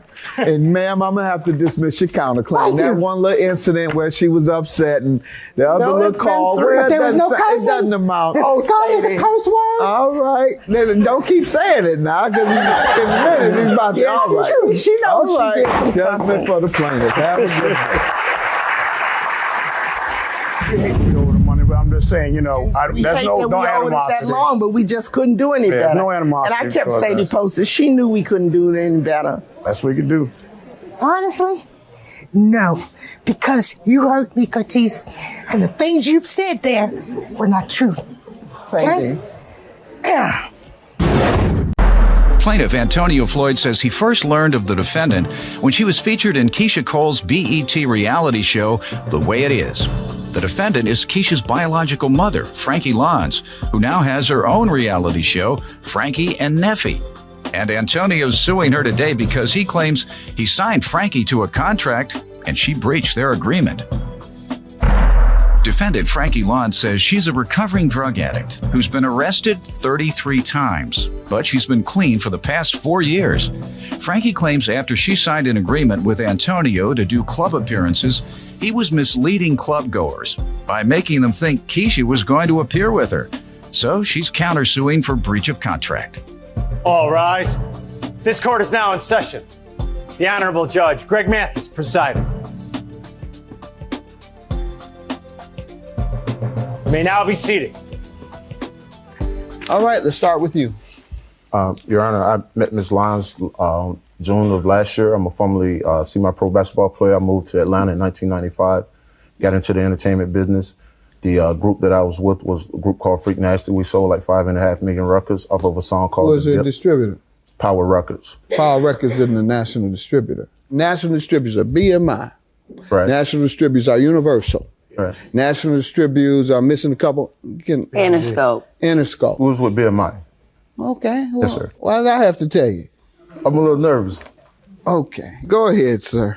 We was at my club last year, sir, in June of 2008, which I own. What in club do Atlanta. you own? Club Cafe Soul. You can't remember that either. Can't remember that No, I was no sir. Go ahead. What else? She was at your club. Well, she was getting ready to shoot Montel Jordan video. And she called me that morning. When she called me, she explained to me who she was. I said, yeah, right. I hung up the phone. She called me back and I asked her, where was she at? I told her I'd send a taxi cab for us. Just give me the front desk number. All right, ma'am, I'll let you get your chance. Go ahead. She called me back. I asked her where was she at. She said she was at a hotel in Alpharetta, sir. I asked her to give me the hotel number. I called the young lady at the front desk. I asked, was Citizen so-and-so there? She said, yes, sir. I said, can you give me your address and a hotel number? I'm going to have a cab come and pick up Ms. Lyons and bring her to my club, and I'm going to pay the cab. She immediately got in the cab when the cab got there, sir. The cab came. I told her, call me when she get in the parking lot. I went out and paid. I escorted Ms. Lyons back to my office at the club. I already explained to her what we was about to do. When Martell came in and his wife and other people for the video, I brought them back there to introduce her. Ms. Lyons explained to me that she wasn't making any money off of a show that she had just did. What show? Keisha Cole, The Way It Is, which is her daughter. Oh, thought I recognized you from somewhere. All right. Good to have you here. Thank you. Love your daughter's music. And I do too. You want to give me some background? Okay, first of all, it doesn't matter where I came from and what was going on. Second of all, it was one of those days. I was going through it, right? And, you know, me and my daughter, doesn't matter. I go through it with all of them. So I've seen. They had a show on BET, for those who don't know. She had somewhat of a dysfunctional early life and destructive, if you will. And she's been recovering from that, right? I'm recovering. And you have your own show now on BET, right? Just came on the other night. I saw a little of it. Yeah. All right, but yeah, you started talking crazy then, so I walked away too. I'm chilling. Go ahead. I'm chilling. I know who the judge is. All right, let's get some more background on yourself. Tell us about yourself. So anyway, I'm aren't you a recovering addict? A recovering addict, an ex-con, been to prison, did my time, paid my debt to society. How long were you in prison? 3 years. For what? For drugs. Okay. I have been arrested 33 times. 33 times? Misdemeanors. Out of 20 years. Some people just go and never get out. Most of a possession of? No. Stealing? Never stealing. For what then? 3 times for drugs, the rest for miscellaneous stuff like jaywalking, littering, lottering. They ain't giving you no tick. Oh, you must have been hanging out on the corner. Hanging out on the corner. All right. Trying to get high. Right. All right. Trying to see how to get high, not getting high. That's what I'm trying. Trying to get high. But now, today is a different day. It's a new look. Good. How long you been in recovery? 4 years. 4? Good. Congratulations.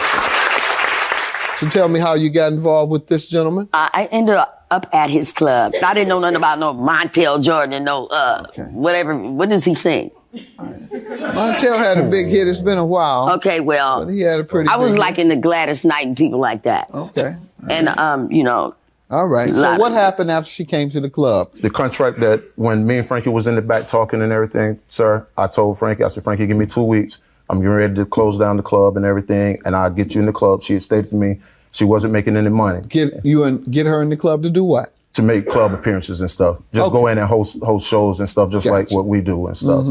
Basically, it's a walkthrough. Hey, how much you charge to walk through a club and be there? First of all, it wasn't about he was in foreclosure and he needed help, but he didn't know I knew. So I told him, we could try to save your club. People love me all around the world, so let's see if we could save your club. Okay, but I'm asking, how much do you receive for appearance? Ask him. He the one did the contract. When somebody say they want you to come through, what you tell them? I don't embarrass me. 5,000 is pretty good piece. I used to take 1,500. And I probably got like 750 or less. But hey, that's all right just to walk through somebody's club. That's pretty good. Yeah. That's an hour, right? You have to stay about 2 hours? I ended up staying in until it closed. Well, you know, I had to get that last drink. That was before recovery, right? No, you can't drink during you're not supposed to drink if you're in recovery. Listen. What? Shout out to Hennessy. You need to stop. No, I'm just everybody gonna watch you to see if you talk this crazy on your show. What time you come on and what day? 10:30 every Tuesday. On BET, right? Yeah. All right. I'll mention that since BET doesn't compete with my show, at least their network, their cable network, and we're syndicated. And I like those folks. Well, why is that? Why? I love watching Judge Mathis. Well, watch it on syndication in Atlanta, Channel 69. That's around the time. Now that we're promoting each other. 2 p.m.? Yeah, 2 p.m. All right. Let's get back to the case. All right, sir. So did you all have an agreement for her to make appearances? Yes, sir. How much was that for? Basically, I explained to Frankie that I'm going to have to start from like 500, go up to 1,000 to 15 to 2,500. Well, it's depending on the club capacity and how bad she was in demand. Okay. We went and started doing clubs and everything, club appearances. When I get ready to get Frankie to sign the deposit slip where I gave her the deposit for the club, she had this whole big array and everything. When I got ready to give her the balance, after we got there, because I demanded the balance once we got in town, she had a whole nother big array. I'm not signing anything. It started going back and forth to the point that I wasn't giving her money and everything. Even Neffy, her own daughter, told her one time, well, Antonio got to get paid. He's your manager. I have contracts here stating the percentage and stuff, what I get paid. None of them have my signature on them, and I bet you that somebody signed them. Sir, I know you're not going to hand me contracts without her signature. Go ahead and tell me how she breached. About 5 months into the contract, sir, she started giving other club owners and promoter her number, telling them to call her direct. She started doing shows without me. Next thing I know, she started not showing up to clubs and stuff. My phone started ringing. Does this contract indicate she was an exclusive client of yours? Yes, sir. Everything dealing with Frankie Lyons except for the Keisha Cole reality show, the way it is. You need to come through me. All right, ma'am. You tell me about what agreement you had with this gentleman. So, first of all, y'all was signing contracts and stuff without my permission, using Keisha's name to get people to come to the shows, that when we got to the certain towns, that her name was on the flyer and that people was expecting Keisha to walk in. Really? Yes, he was, to walk in with me. Him and the promoters were taking my money, using me to get girls to the room. When he started seeing me film the Frankie and Neffy show, he said, aha. Wanted to get a piece of that money. Yeah, and I don't blame him, but he need to learn one thing. Don't bite the hand that feeds you. All right. And sir, it appears that we have two different contracts signed on the same day. One is for clubs. That's management for clubs and everything. Then the other one was side to side for her book. Okay, once I got the book. And how did she breach once again? She started going behind my back, giving the promoters. What about the book? I never did get a chance to do the book because once we signed the book deal, she went back, him and her started doing the deal. I don't know anything about doing the reality show. Is he a publisher?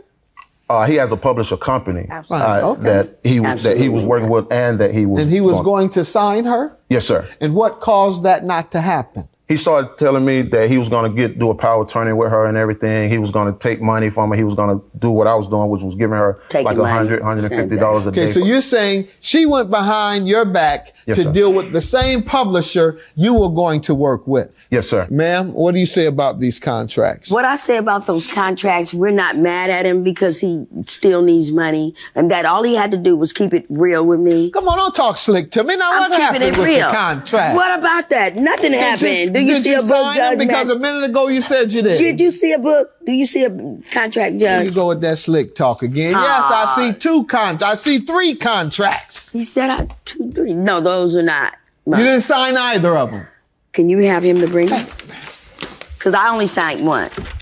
And who else wants to speak while she's talking? Come on, young man. State your name. My name is Robert Hatcher. I'm a friend of the family. What happened is that after Frankie got out of prison, did her 3 years, after she appeared on the television for a year or two, she became very popular. So a lot of people wanted to, come up, hey, Frankie, I can do this. Hey, Frankie, I can do this.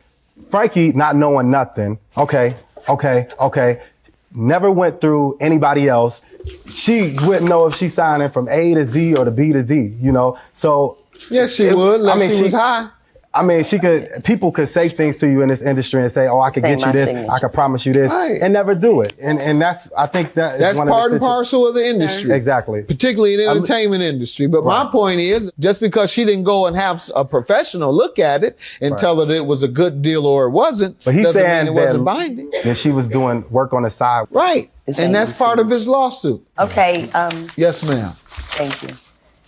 This is not my signature. It's a good duplicate, but listen, it isn't even dated on this one. It's you have your driver's license? It's a good duplicate. Okay. Young lady, you want to speak? Sure. Come on up. State your name. It's good. I am Frankie's younger daughter, Elite. He's a knockoff, basically. A knockoff is somebody that tries to be somebody that he's not. He was supposed to be a promoter. A promoter does not take the duties of a manager, right? They only do clubs, shows and stuff like that. They can do both depending on the contract. But he told her he wanted to promote her. You know what I'm saying? Which she really didn't need promotion because we already had that. I'm gonna go she with wanted what to the do other contract things. says. I know what you all might have intended to do. So she didn't understand. I don't think she understood. It was clear in writing. What he wanted her to do. That's clear what in I'm writing, saying. ma'am. Your witnesses want to speak? This is Tilo from Next, Your Honor, which sold over 10 Come on million up. records. Tell me your government name. I know your government name ain't Terrence Tilo. Brown. All right, there you go. I don't really have anything to do with the case. I just wanted to say, he wanted me to come to just speak on his behalf. Okay. I've done business with him with my group. And I'm familiar with Next and thank Tilo. All I'm saying is when I've done business with him, it's been okay Up and business. up? So Okay. So you're vouching for his character as it relates to his business practices. From the business he's done with me. All right. Sir, did you want to speak? Pretty much the same thing. My name is Frederick Hurt. All right. I own a few co-own a few nightclubs in Atlanta. All right. Which ones? Sub-Zero and The Gate, very popular clubs, and we've done some business dealings, and we never had any issues. All right. What else do you want to show me or tell me, sir? Sir, this is the one that So why we y'all run at giving Math no appearances? for the book deal and the DVD deals right here with Frankie's signature. Your counterclaim is for $5,000 for what, ma'am? He didn't set up any appearances after that date, after that date that you see, which is around the right time that I met him, because he was trying to get his house out of foreclosure. He changed his number. He didn't do anything of what he said. My book is not out. And he didn't book any? Like 2 shows. Ma'am, he gave his best Not effort. him. Ma'am, let me ask you What to do you- sign your name no. on this and see your signature today. Thank you. Because that one is not the same thing. Let me see, man. Oh, well. Y'all coming here with all this slick talk. I'm not slick talking, I'm just making. I know the game and got the game and gone with yeah, it. we've Been been to knowing the it. same So y'all place. can Pay come in here and attention. slick talk me from with that Atlanta game. That'll be us. I'm from California. Yeah, this Detroit game. Shout out to Detroit. Yeah. All right. Same signature you have on your driver's license. Now let's look at these contracts he submitted to me. Totally different on this one. Absolutely no resemblance. Particularly the last name. Look at this. Absolutely no resemblance. So Your claim shout is out to you. dismissed. Your judgment is granted. $5,000. Have a good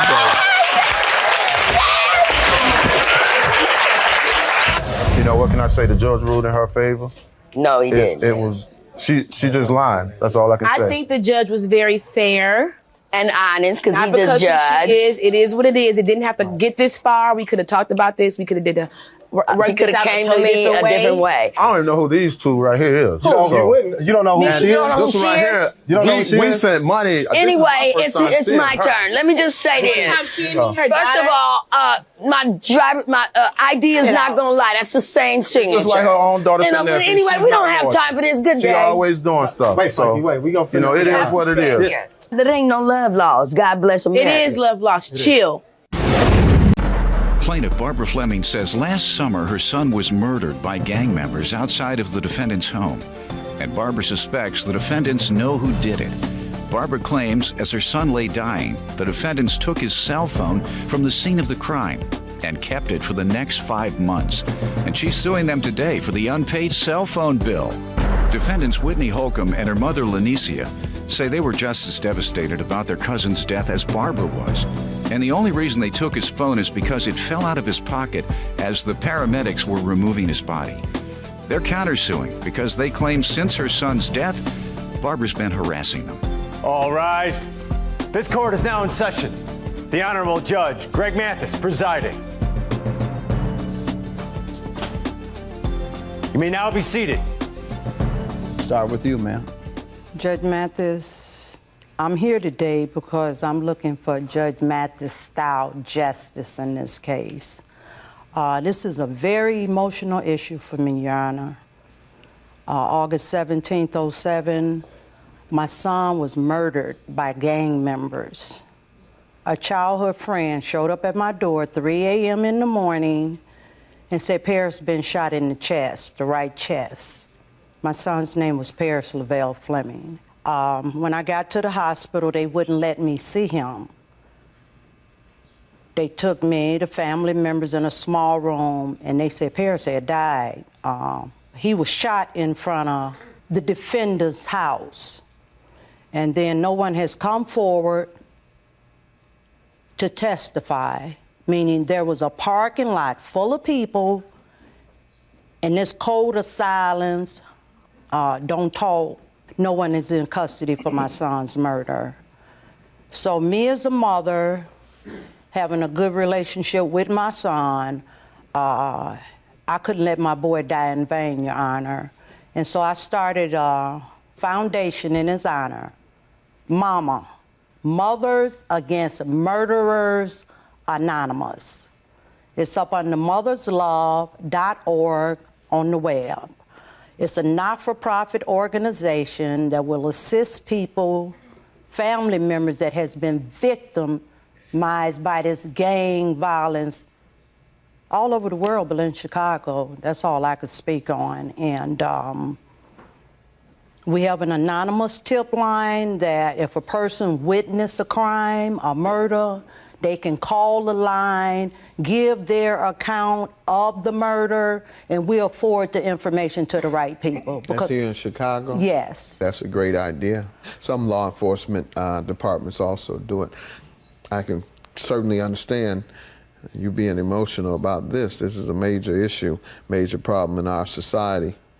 And are you saying they had something to do with it, or where does the cell phone? Well, I don't know. Theory says, and this is not coming from me, this is coming from family members on their side of the family saying, the reason she kept my boy's cell phone for 5 months. See, that's what I don't know about. That's how the cell phone comes in? Yeah, she kept your son was killed in front of her house. My son was killed in front of her house. They took his cell phone from the scene of the crime, didn't turn it in to the police. I had to file a claim December 31st, 2007, and showed up in court February 1st, and that's when I got my cell phone from the defendant, and she was really nasty and arrogant about it at that time. What did she say she had gotten? They didn't say it.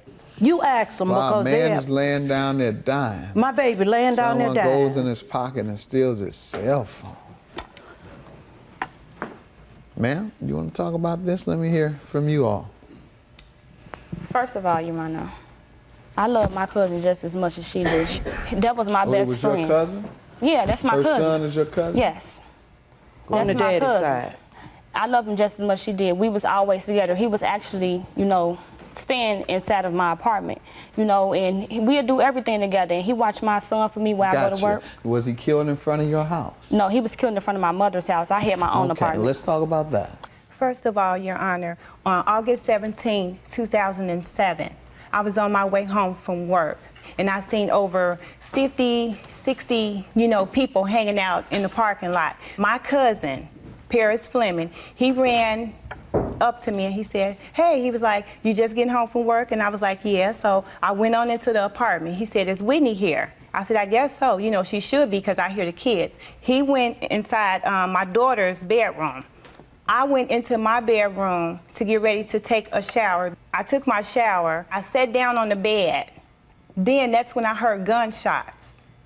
So I jumped up, I put my robe on. Me, my daughter, my 11-year-old son, my grandson, his daughter, we all ran downstairs. When we looked out the door, there my cousin was on my stairs. Someone had shot him. Okay, everybody's hysterical. We're all screaming and hollering. The gang members were still outside. So at that point, I'm screaming and hollering. I'm like, who did this? Who did this? Did anybody, see? So the gang members, they're hollering out at me and my daughter, no one better not touch them. Get back, give them some, air, whatever. So I just replied to them, well, you are going to have to do what you need to do because this is my cousin. So I gave my cousin CPR until the paramedics arrived. Okay, when the paramedics arrived, they hooked him up to the defibrillator. They picked him up. When they picked him up, he hit the back of his head on my stairs really hard. They picked him up, put him on a stretcher. His cell phone fell out of his pocket. I bent down to get his cell phone. I gave it to my daughter. And the reason why I did that is because we were family. We were the only two family members there at the time. Ma'am, do you believe that that's what happened?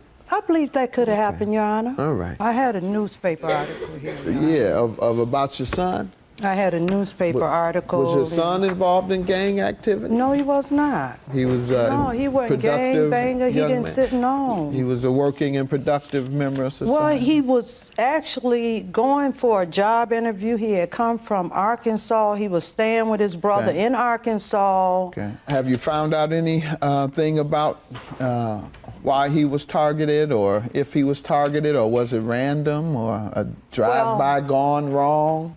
I need to be honest here.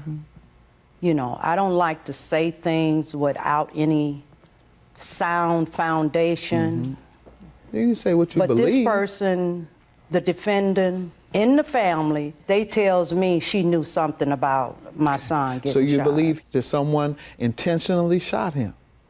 Yeah, it's a possibility. Do the police believe that?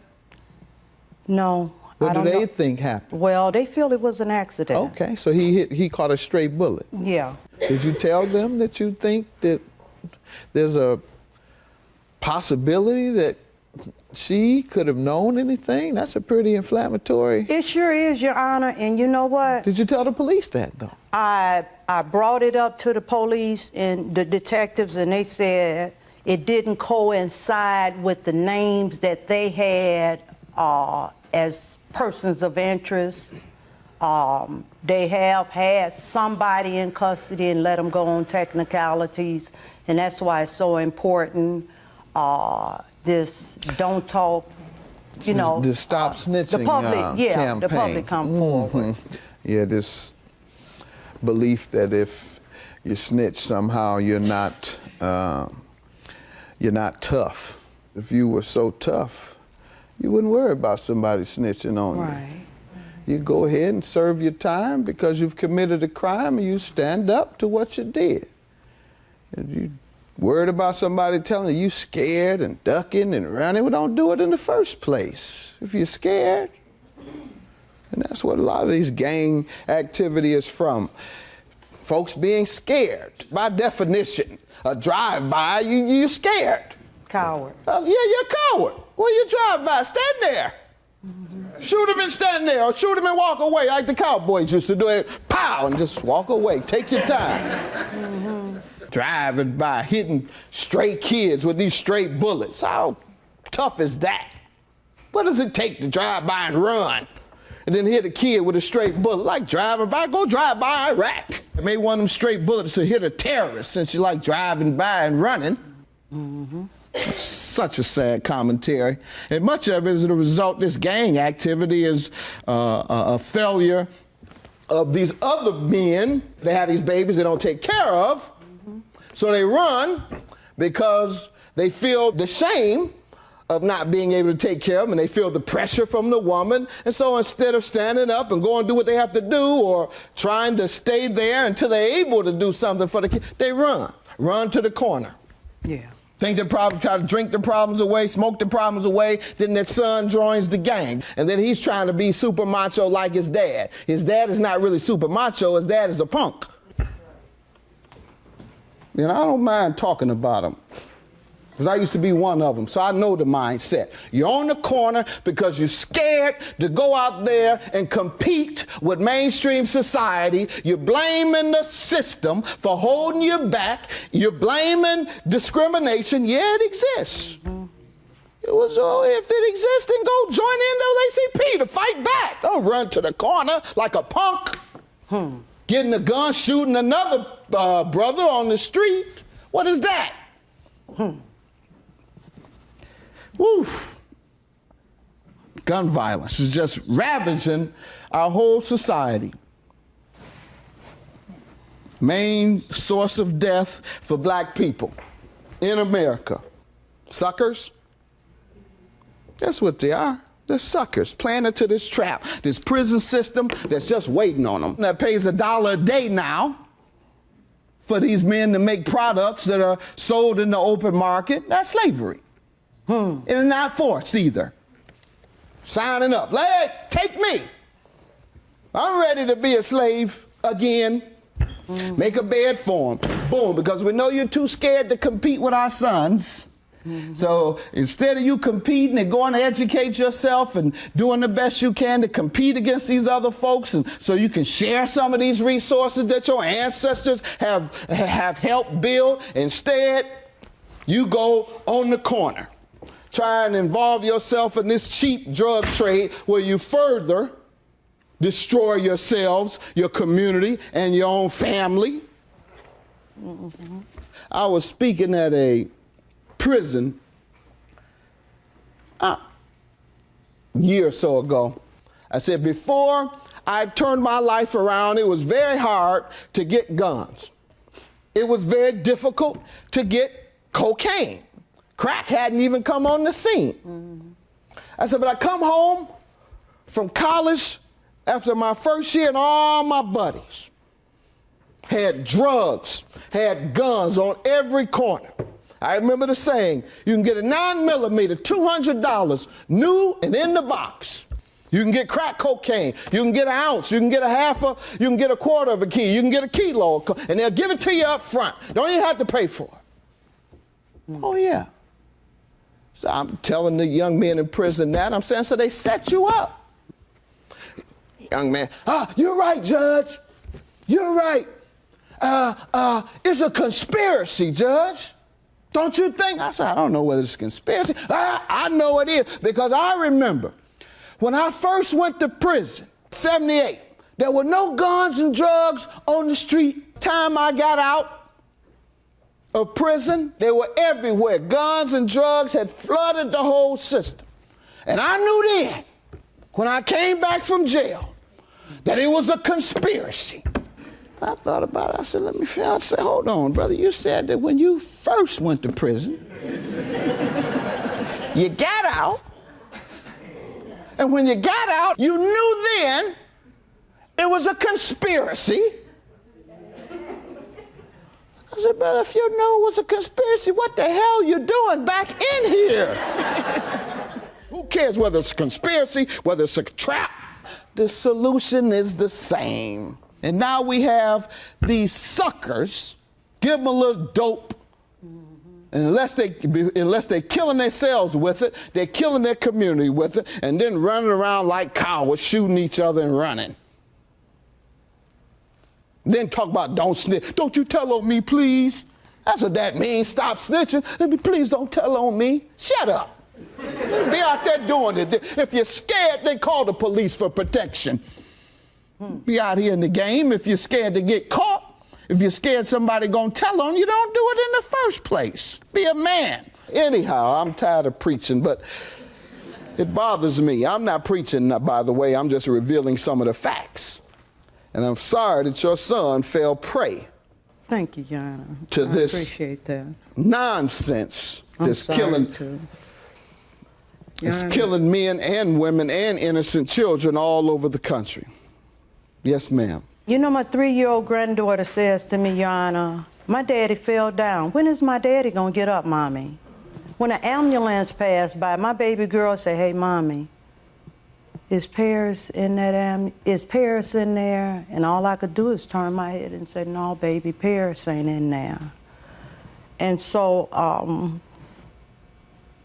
that's why I'm standing here today, because my son cannot talk for himself, and I feel like he was violated by the defendant by taking his phone and keeping it from his mama that was paying the bill for 5 months. Let me ask them, did you all use the phone and run up the bill? No, we did not. How long did you keep the phone? We had the phone for the 5 months, but 5 months? It Why? was off. Why? Because what? She said she was coming to get the phone. So why didn't you send it to her? Why did it take you 5 months? We couldn't give her the phone, Your Honor, because at the time, I didn't have a car. I had no address on her. She called me on several different occasions, Asking every other for the day, phone? saying no, Your Honor. Saying what? that she would come to the home and pick the phone up. Did you go to the funeral? Yes, we went to So the why funeral. didn't you give it to her then? Because nowhere at the time we couldn't find it. It was in the house. But Your Honor, know what? This cell phone was turned off. She had his Ma'am, I cell don't believe phone anything you're turned telling off. me. For you to keep it for 5 months, something was going on. You took it for some reason. That's not- You didn't that's- just find it and she asked is not- for not it true. over And and I am over not and over. going You through this. keep it and not give it to her. That means you wanted it because you wanted to use it. $1,000 is your judgment, ma'am. Your claim is dismissed, whatever it is. You have absolutely no credibility in my courtroom. Judgment for the plaintiff.